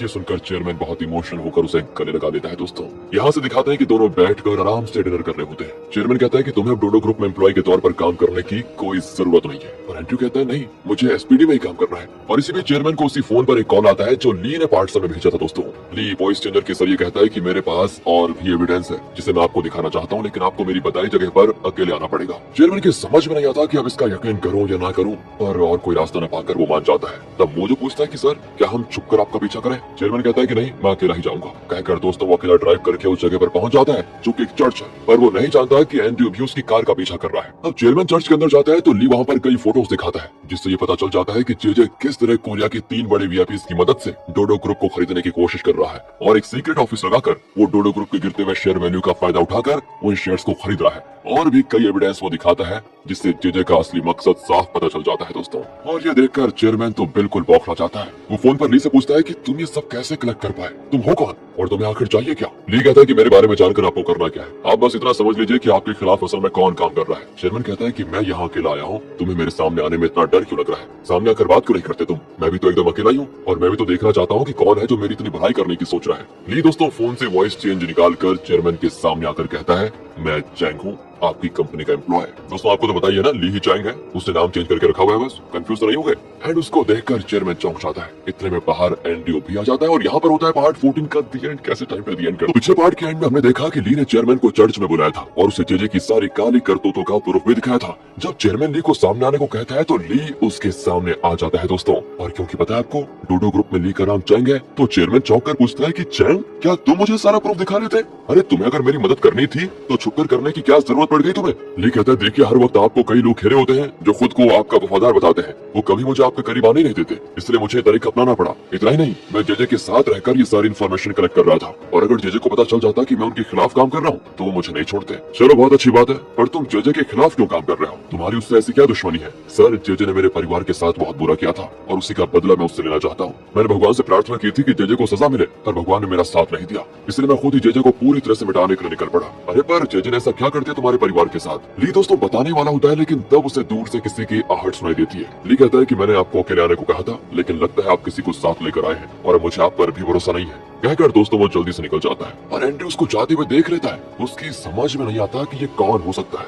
वो ली को फॉलो करता है, पर ली ने मास्क पहना होता है और एंड्रू को एक छोटी गली में लेकर जाकर वो पीट भी देता है। तब वो एंड्रू का चेहरा देखता है और वो समझ आता है कि एंड्रू चेयरमैन की जासूसी करने आया होगा, मतलब चेयरमैन ने इसे यहाँ पर नहीं बुलाया था। इसलिए वो चेयरमैन को कॉल करके कहता है कि सर बाकी बातें मैं ऑफिस में आके बताऊंगा। दोस्तों अगले दिन जेजे ली और एंड्रू से कहता है कि हमारे बीच कोई दुश्मन है, कोई स्पाई है जो हमारी सारी बातें चेयरमैन को बता रहा है और हमें उसका पता लगाना ही होगा। इस पर दोस्तों ली एंड्रू को घूरने लगता है, तो एंड्रू घबराकर कहता है कि अरे मुझे क्या देख रहे हो, तुम मुझे स्पाई समझ रहे हो क्या? मुझे तो तुम पर शक है। दोनों ही दोस्तों एक दूसरे पर शक कर रहे होते हैं, तो जेजे कहता है कि चुप हो जाओ दोनों। देखो ली आजकल चेयरमैन तुम्हारे साथ क्लोज है, तो तुम उसके साथ ही रहकर पता लगाओ कि वो स्पाई कौन है। अब दोस्तों जेजे के जाने के बाद इन दोनों की लड़ाई हो जाती है शुरू। इतने में मोजो आ जाता है और ली से कहता है कि उससे माफी मांगो। ली चिढ़ जाता है कि इससे माफी मैं क्यों मांगू? मोजो बताता है कि ये चेयरमैन का बेटा है, समझे, इसीलिए। ली बौखला जाता है कि क्या चेयरमैन का बेटा? ये चल क्या रहा है इस कहानी में? आए दिन हर कोई ट्विस्ट में ट्विस्ट देता जा रहा है। वो एंड्रू से कहता है कि तुम चाहे जो भी हो, चाहे चेयरमैन के बेटे हो या किसी के बेटे, पर मैं तुमसे माफी नहीं मांगूंगा। अगर तुम किसी दिन इस कंपनी के सीईओ बन जाओगे तब देखा जाएगा, शायद तब तक मैं इस कंपनी को छोड़कर भी जा चुका हूँ वैसे भी। दोस्तों एंड्रू एकदम विलन जैसी टोन में कहता है कि ये तो शुरुआत है बेटा, आगे आके देखो मैं तुम्हारा क्या हाल करता हूँ। अब ली मोजो से पूछता है कि ये आप क्या कह रहे हैं सर? एक बात बताइए, ये चेयरमैन का बेटा कैसे हो सकता है? ये तो जेजे के साथ मिला हुआ है। हाँ तुम ठीक कहते हो, लेकिन सच यही है, इसलिए हमें इससे सावधान रहना पड़ेगा। और दोस्तों फिर दोनों चेयरमैन के ऑफिस में जाते हैं, जहाँ ली बता देता है कि जेजे किस तरह डोडो ग्रुप के शेयर्स को खरीद रहा है और उसमें पॉलिटिशियन नेल भी उसका साथ दे रहा है। चेयरमैन ली से कहता है कि मैंने उस नेल को बहुत अंडर एस्टिमेट कर दिया है, तुम एक काम करो, जेजे के साथ रहकर उसके हर मूव की खबर मुझे देते रहो। अब दोस्तों अगले सीन में जेजे, एंड्रू और जेजे का बॉडीगार्ड चेयरमैन के घर जा रहे होते हैं। बॉडीगार्ड कहता है कि चेयरमैन ने एंड्रयू को घर बुलाया है, मतलब उनकी वाइफ भी इसको देखेंगी, और अगर उन्हें पता चल गया कि ये चेयरमैन का नाजायज बेटा है तो बस वो तो तूफान खड़ा कर देंगी। जेजे कहता है कि वैसे भी एक न एक दिन तो उन्हें पता चलना ही था। और दोस्तों दोनों चेयरमैन के घर पहुंच जाते हैं, जहां वो एंड्रयू को अपने साथ बैठकर खाने के लिए कहता है। सिंडी तो चौंक जाती है कि पापा तो अपने एम्प्लॉयज के साथ बैठकर खाना खाने को भी इंसल्ट समझते थे, और अब अचानक इसे डिनर पर क्यों बुला दिया है। और चेयरमैन साफ कह देता है कि ये तुम्हारा भाई है बेटा, और इस पर लगता है चेयरमैन की वाइफ को धक्का। वो कहती है ये आप क्या बक रहे हैं, मेरा सिर्फ एक ही बेटा है और वो अभी जेल में है। तो चेयरमैन कहता है कि सुनो सुनो, ये तुम्हारा नहीं मेरा बेटा है। बस दोस्तों ये सुनकर चेयरमैन की वाइफ की आंखें लाल हो जाती है। वो जान जाती है कि यही शरोमी और चेयरमैन के अफेयर से पैदा हुआ लड़का है, और अब मेरे इस घर में कोई जगह नहीं रहेगी, ये वो सोच रही होती है। और वो उससे एंड्रयू को बहुत बुरा भला कह देती है कि तुम्हारी ऐसी औकात ही नहीं है कि तुम इस घर में कदम रखो, समझे, चले जाओ बाहर। और दोस्तों एंड्रयू चुप बैठा होता है, बिल्कुल चुप। चेयरमैन कहता है कि अगर बाहर ही जाना है तो तुम चले जाओ, वो कहीं नहीं जाएगा, समझे मेरी बात। और इस पर तो दोस्तों चेयरमैन की वाइफ को गुस्से में चिल्लाकर अंदर अपने कमरे में चली जाती है। वो जेजे पर चिल्लाती है कि मैंने तुम्हें कितनी बार कहा था कि चेयरमैन को पता चलने से पहले तुम उस लड़के का पता लगाओ, अब देखो क्या हो गया है। जेजे मस्त बहाना करता है कि मैडम मुझे नहीं पता था कि चेयरमैन उसका इतना जल्दी पता लगा लेंगे। चेयरमैन की वाइफ कहती है वो सब मैं नहीं जानती, तुम उस लड़के को बुलाओ, मुझे उससे बात करनी है बस। और यहाँ एंड्रयू सिंडी के कमरे में जाता है, जहाँ वो कॉस्टली वाइन पी रही होती है। वो कहती है कि तुम यहाँ पर क्यों आ गए। एंड्रयू कहता है ये कमरा तो वाइन बोतल से भरा हुआ है और सारे एक्सपेंसिव लगते हैं, कहकर वो एक बॉटल लेकर पीने लग जाता है। सिंडी कहती देखो तुम चाहे मुझे बहन समझ लो, पर मैं तुम्हें कभी अपना भाई नहीं मानूंगी। वो कहता है कि देख बहना, तुम ना पहले ढंग से बात करना सीखो, दूसरों की रिस्पेक्ट करना सीखो, समझी, तब बनोगी तुम मेरी बहन। सिंडी अचानक भड़क जाती है कि कल तक जो अजनबी था वो अचानक भाई बन के घर में घुस आया। इतने में जेजे आकर कहता है कि एंड्रयू बेटा तुम्हारी सौतेली माँ तुम्हें बुला रही है, मतलब चेयरमैन की वाइफ तुम्हें बुला रही है। एंड्रयू भी वहाँ पर जाता है तो चेयरमैन की वाइफ उसे और उसकी माँ को गाली देने लग जाती है। वो कहती है कि तुम भी अपनी माँ की तरह हो, जिस तरह उसने मेरे पति को बहला फुसला कर अपने कब्जे में कर दिया था, तुम भी वही करने आए हो, तुम्हें शर्म आनी चाहिए। और सच तो यह है कि मेरे पति को तुम्हारी माँ से कभी प्यार था ही नहीं, वो तो उन्होंने तुम्हारी माँ के साथ एक बड़ी गलती कर दी, जिसकी वजह से आज तुम इस घर में घुस आए हो। एंड्रयू अपनी माँ के प्रति ऐसी बातें सुनकर दोस्तों गुस्सा हो जाता है और कहता है क्या वो मेरी माँ को पसंद नहीं करते थे। एक बात बताऊं आपको, मेरे पापा को आपसे कभी प्यार था ही नहीं, वो तो मेरी माँ से प्यार करते थे। चेयरमैन की वाइफ ये सुनना नहीं चाहती थी और खींच कर थप्पड़ मार देती है और रोती भी कहती है कि जुबान संभाल कर बात करो, समझे। एंड्रयू कहता है देखिए आपने जिस तरह मेरी माँ को यहाँ से धक्के देकर बाहर निकाला था ना, वैसे तुम मुझे नहीं निकाल सकती, कहकर वो चला जाता है। दोस्तों चेयरमैन की वाइफ का मुंह तो लाल पे लाल होता जाता है। अगले सीन में दिखाते हैं जेजे के सीक्रेट ऑफिस को, जहाँ वो लोग डोडो ग्रुप के शेयर्स को लगातार गिराने की कोशिश में लगे होते हैं, नेगेटिव कमेंट्स भी लिख रहे होते हैं। ली तो उनका विश्वास जीतने के लिए सबके लिए स्नैक्स भी खरीद कर लेकर आता है। जेजे बताता है कि कुछ ही दिनों में मुझे 100 मिलियन के करीब मिलने वाला है और तब मैं टीटीजी के सारे शेयर्स को खरीद लूंगा। फिर वो ली को नेल से मिलने को कहता है, जहाँ पर प्रेस के बड़े बड़े लोग आए होते हैं। डिफेंस इंडस्ट्री का सीईओ विक्टर भी आया होता है। असल में विक्टर की कंपनी ने कुछ वेपन्स बनाए थे जो अचानक ब्लास्ट हुए और कुछ सोल्जर्स की मौत हो गई थी। उस बात को दुनिया से छुपाने के लिए इन लोगों ने प्रेस के इन लोगों को बुलाया है। शायद उस न्यूज को पब्लिश ना करने के लिए इन्हें पैसे दिए जाएंगे और ये पैसे उन्हें ली के जरिए दिए जाते हैं। दोस्तों इसके बदले में विक्टर नेल को बहुत बड़ी रकम देने वाला है और उन्हीं पैसों से जेजे डोडो ग्रुप के शेयर्स खरीदने जा रहा होता है। देखा दोस्तों इनका प्लान, पर ली तो ये सब कुछ जान चुका है और वो सीधे जाकर चेयरमैन को सब कुछ बता देता है। चेयरमैन कहता है कि मैं भी प्रेस के लोगों को जानता हूँ, नेल का विक्टर के साथ जो लिंक है उसके बारे में हम पब्लिश करवाएंगे, उसके लिए एक बहुत बड़ी रकम भी देंगे। अब दोस्तों यहाँ मोजो एक एक करके प्रेस के ओनर से मिलता है और उन्हें कहता है कि नेल ने तुम्हें जिस खबर को ना छापने के पैसे दिए थे, मैं तुम्हें दुगने पैसे दूंगा, तुम बस उस खबर को फ्रंट पेज पर बड़े बड़े हेडलाइंस के साथ छाप दो। पर चीफ एडिटर कहता है कि मैं ऐसा नहीं कर पाऊंगा, मुझे माफ कर दीजिए भाई। मोजो कहता है कि सालों साल से डोडो ग्रुप के सारे एड सिर्फ आपके न्यूज़पेपर को दिए जाते हैं। डोडो ग्रुप के एड से आपको जो हर साल रकम मिलती है शायद ही आपको कोई और देता होगा, इसलिए सोच समझ कर फैसला कीजिए, सब आपके हाथ में है। इस तरह दोस्तों जरा उसको डरा धमकाकर मोजो चला जाता है। अगले दिन नेल जेजे से कहता है कि सुना है तुमने चेयरमैन के नाजायज बेटे को बढ़िया ट्रेन किया है, पर तुम सावधान रहना, उसके शरीर में भी चेयरमैन का खून है, पता नहीं कब रंग बदल दे। जेजे कहते नहीं नहीं, मैंने उसको ऐसी ट्रेनिंग दे रखी है कि वो मेरा साथ कभी नहीं छोड़ेगा। और द बॉडीगार्ड घबराकर वहाँ भागा चलाता है। उसके हाथ में दोस्तों आज का न्यूज़पेपर होता है। फ्रंट पेज पर ये न्यूज छपी होती है कि विक्टर की कंपनी के वेपन्स अचानक से ब्लास्ट हुए जिसमें कई सोल्जर्स मारे गए और इस बात को छुपाने में नेल उसकी मदद कर रहा है। नेल तो चौंक जाता है कि ये कैसे हो गया। विक्टर न्यूज़पेपर को देखकर नेल को कॉल करके खूब चिल्लाता है कि मैं ही पागल था जो तुम पर भरोसा किया, ये क्या छुपवा के रख दिया तुमने। नेल तो कॉल ही काट देता है और भड़क जाता है कि उसका पता लगाओ जिसने हमारी सीक्रेट बात को पेपर में छपवा दिया। दूसरी ओर जेजे ली और एंड्रयू को बताता है कि अब तक उस स्पाई का पता नहीं चला जो हमारे ही बीच रहकर हमारी खबर उस चेयरमैन को दे रहा है। ली खुद को बचाने के लिए एंड्रयू को शक की नजर से देखता है तो एंड्रयू भड़क जाता है कि मुझे क्यों देख रहे हो। फिर से दोस्तों उनकी बहस शुरू हो जाती है। कुछ देर में ली वहाँ से निकल जाता है, पर लगता है जेजे को ली और एंड्रयू दोनों पर इतना विश्वास है कि वो इनमें से किसी पर भी शक नहीं करना चाहता।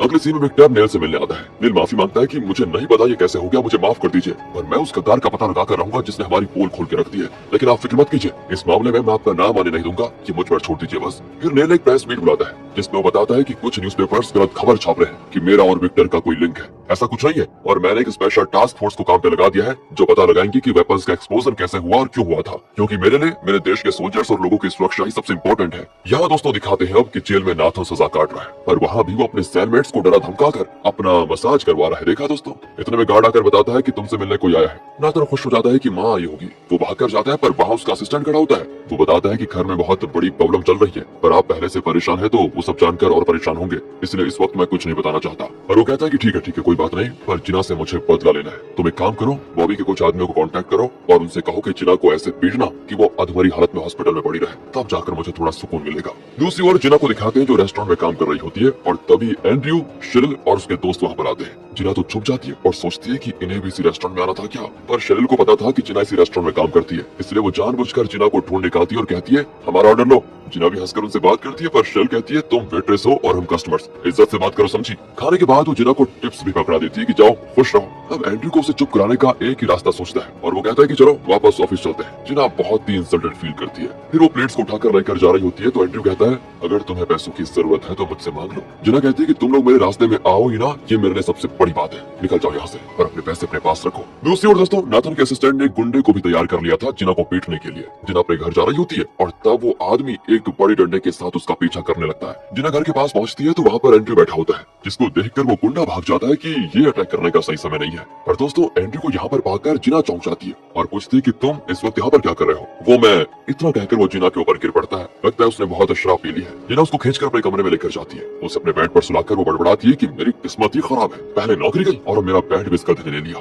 कहकर वो पास में सोफे पर सो जाती है। दूसरी ओर ली पैनी से फोन पर बात करते हुए कार में जा रहा होता है और उसे लगता है कि कोई उसे फॉलो कर रहा है। दोस्तों वो एक दुकान के आगे गाड़ी रोककर अंदर जाता है, पर वहाँ से वो चुपके से देखता है कि कौन फॉलो कर रहा है। असल में जेजे का बॉडीगार्ड उसे फॉलो कर रहा था। ली समझ आता है कि जेजे को कहीं मेरे ऊपर शक तो नहीं हो गया, तो बॉडीगार्ड जेजे को कॉल करके बताता है कि ली एक दुकान के अंदर गया है। सारा दिन उसने ऐसा कोई काम नहीं किया जिसके बल पर हम उस पर शक करें। अब जेजे सोचता है कि अगर ली स्पाई नहीं है तो क्या एंड्रयू स्पाई है। वो एंड्रयू को कॉल करता है लेकिन उसका फोन स्विच ऑफ आता है। जेजे को अब एंड्रयू पर होता है अच्छा वाला शक, पर एंड्रयू तो जिना के घर में है। आधी रात को उसका नशा उतरता है और वो चौंक जाता है कि मैं जिना के घर में कैसे आया। वो तुरंत निकलने वाला होता है पर देखता है कि जिना सोफे पर सोई हुई है। उसने एंड्रयू को अपना बेड दे दिया था और खुद यहाँ पर सो गई थी बेचारी। एंड्रयू उसे उठाकर उसके बेड पर लिटा देता है और कहता है कि मैं तुमसे बाद में मिलूंगा, ओके। वो भाग जाता है दोस्तों। लेकिन यहाँ ली मोजो को बताता है कि तुम्हें पता है जेजे को मुझ पर शक हो गया है, उसने अपना बॉडीगार्ड मेरे पीछे लगा दिया है। मोजो कहता है कि सुनो मेरी बात, तुम्हें कुछ भी करके फिर से जेजे का विश्वास जीतना होगा। तो अगले दिन ली एक पक्का प्लान बनाकर जेजे के सीक्रेट ऑफिस में जाता है। लंच के लिए सभी बाहर चले जाते हैं पर एक आदमी वहीं बैठा बैठा बहुत ही सिंसियरली काम कर रहा होता है। लगता है दोस्तों ली अब इसे फंसाने वाला है। वो उसके पास जाकर बात करने लग जाता है। इसी बीच उसे किसी आइटम डिलीवरी का कॉल आता है और असल में मोजो कॉल कर रहा था। मोजो कहता है कि सर आपके लिए पार्सल है, कहाँ पर डिलीवर करूं।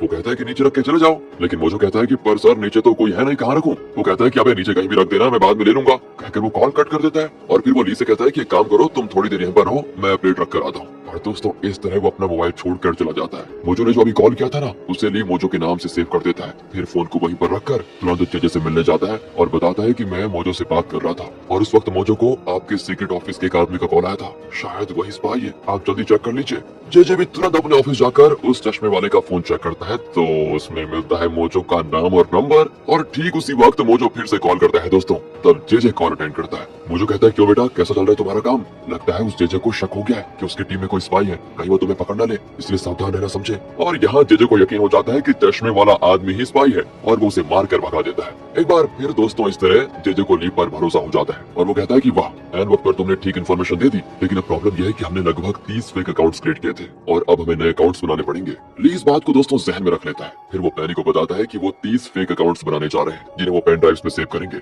अगर हम उनके 30 अकाउंट्स को अपने फेक अकाउंट से रिप्लेस कर दे तो वो पैसे सीधे हमारे अकाउंट्स में जमा होंगे और इस तरह हम जेजे के हाथ से वो सारे शेयर्स और पैसे छीन सकते हैं। अगले सीन में ली एकदम मायूस चेहरा लिए जेजे और एंड्रयू के साथ बैठकर खा रहा होता है। जेजे एंड्रयू के सामने ली की बहुत तारीफ करता है कि अगर तुमने एन वक्त पर स्पाई को पकड़ा ना होता तो हमारा बहुत नुकसान हो जाता। अगले हफ्ते तक हमारा सारा अमाउंट मिल जाएगा और हम डोडो ग्रुप को खरीद पाएंगे। फिर देखना तुम हमारा ही राज चलेगा बस यहाँ पर। उसके बाद डोडो ग्रुप में एंड्रयू एक बहुत बड़ी पोजीशन पर होगा और एंड्रयू तुम ली को अपनी मुट्ठी में रख लो क्योंकि वो बहुत ही वफादार और समझदार है। एंड्रयू कहता है कि सबसे पहले तो मैं इसे नौकरी से निकाल दूंगा। जवाब में ली कहता है कि अगर तुम ऐसी पोजीशन पर पहुंच गए तो सबसे पहले मैं खुद ही रिजाइन करके चला जाऊंगा। जे दोनों को चुप कराता है दोस्तों और तब बॉडीगार्ड आ जाता है। वो कहता है कि सर, ली के पेरेंट्स का मेमोरियल उस जगह से हटाने का प्लान बनाया जा रहा है। दोस्तों यहाँ पर आप एक चीज याद रखिए, हम पूरी कहानी में हीरो को उसके असली नाम से आइडेंटिफाई कर रहे हैं ताकि आपको समझने में आसानी हो, लेकिन असल में ये लोग ली को चैंग के नाम से ही जानते हैं क्योंकि उसकी नई आइडेंटिटी यही है ना, चैंग। उसका असली नाम तो ली है जो ये लोग नहीं जानते। इसलिए बॉडीगार्ड कहता है कि ली के पेरेंट्स का मेमोरियल अपनी जगह से हटाया जा रहा है क्योंकि हमने उस जगह का कॉन्ट्रैक्ट रिन्यू नहीं किया।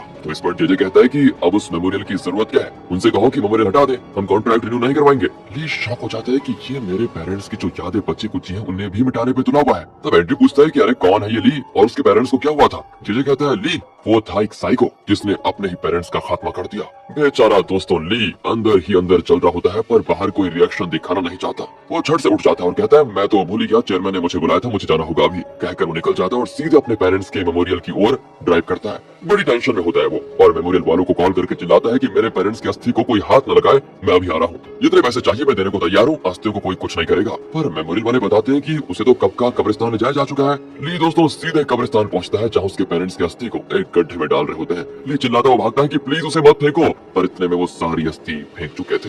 ली बची कुछ भी अस्थि निकालने की कोशिश करता है पर तब उसे कुछ जलने की बू आती है। वो देखता है कि उसके पेरेंट्स की याद में जो चीजें मेमोरियल में रखी थी उन सबको जलाया जा रहा है। वो भागकर वहाँ पर जाता है और अपना कोट उतार कर आग को बुझाने लगता है पर काफी चीजें जल चुकी थी। यहाँ ली के अंदर जैसे दोस्तों ज्वालामुखी फट रही होती है और वो गुस्सा और बेबसी के बीच की स्थिति में होता है और चीखने लगता है। यहाँ से जे से बदला लेने की उसके अंदर की आग अब और तेज हो जाती है। अब जे को मुझसे कोई नहीं बचा सकता, मैं जल्दी उसका खात्मा कर दूंगा, इस तरह की उसकी सोच होती है। एंड ली के इस दृढ़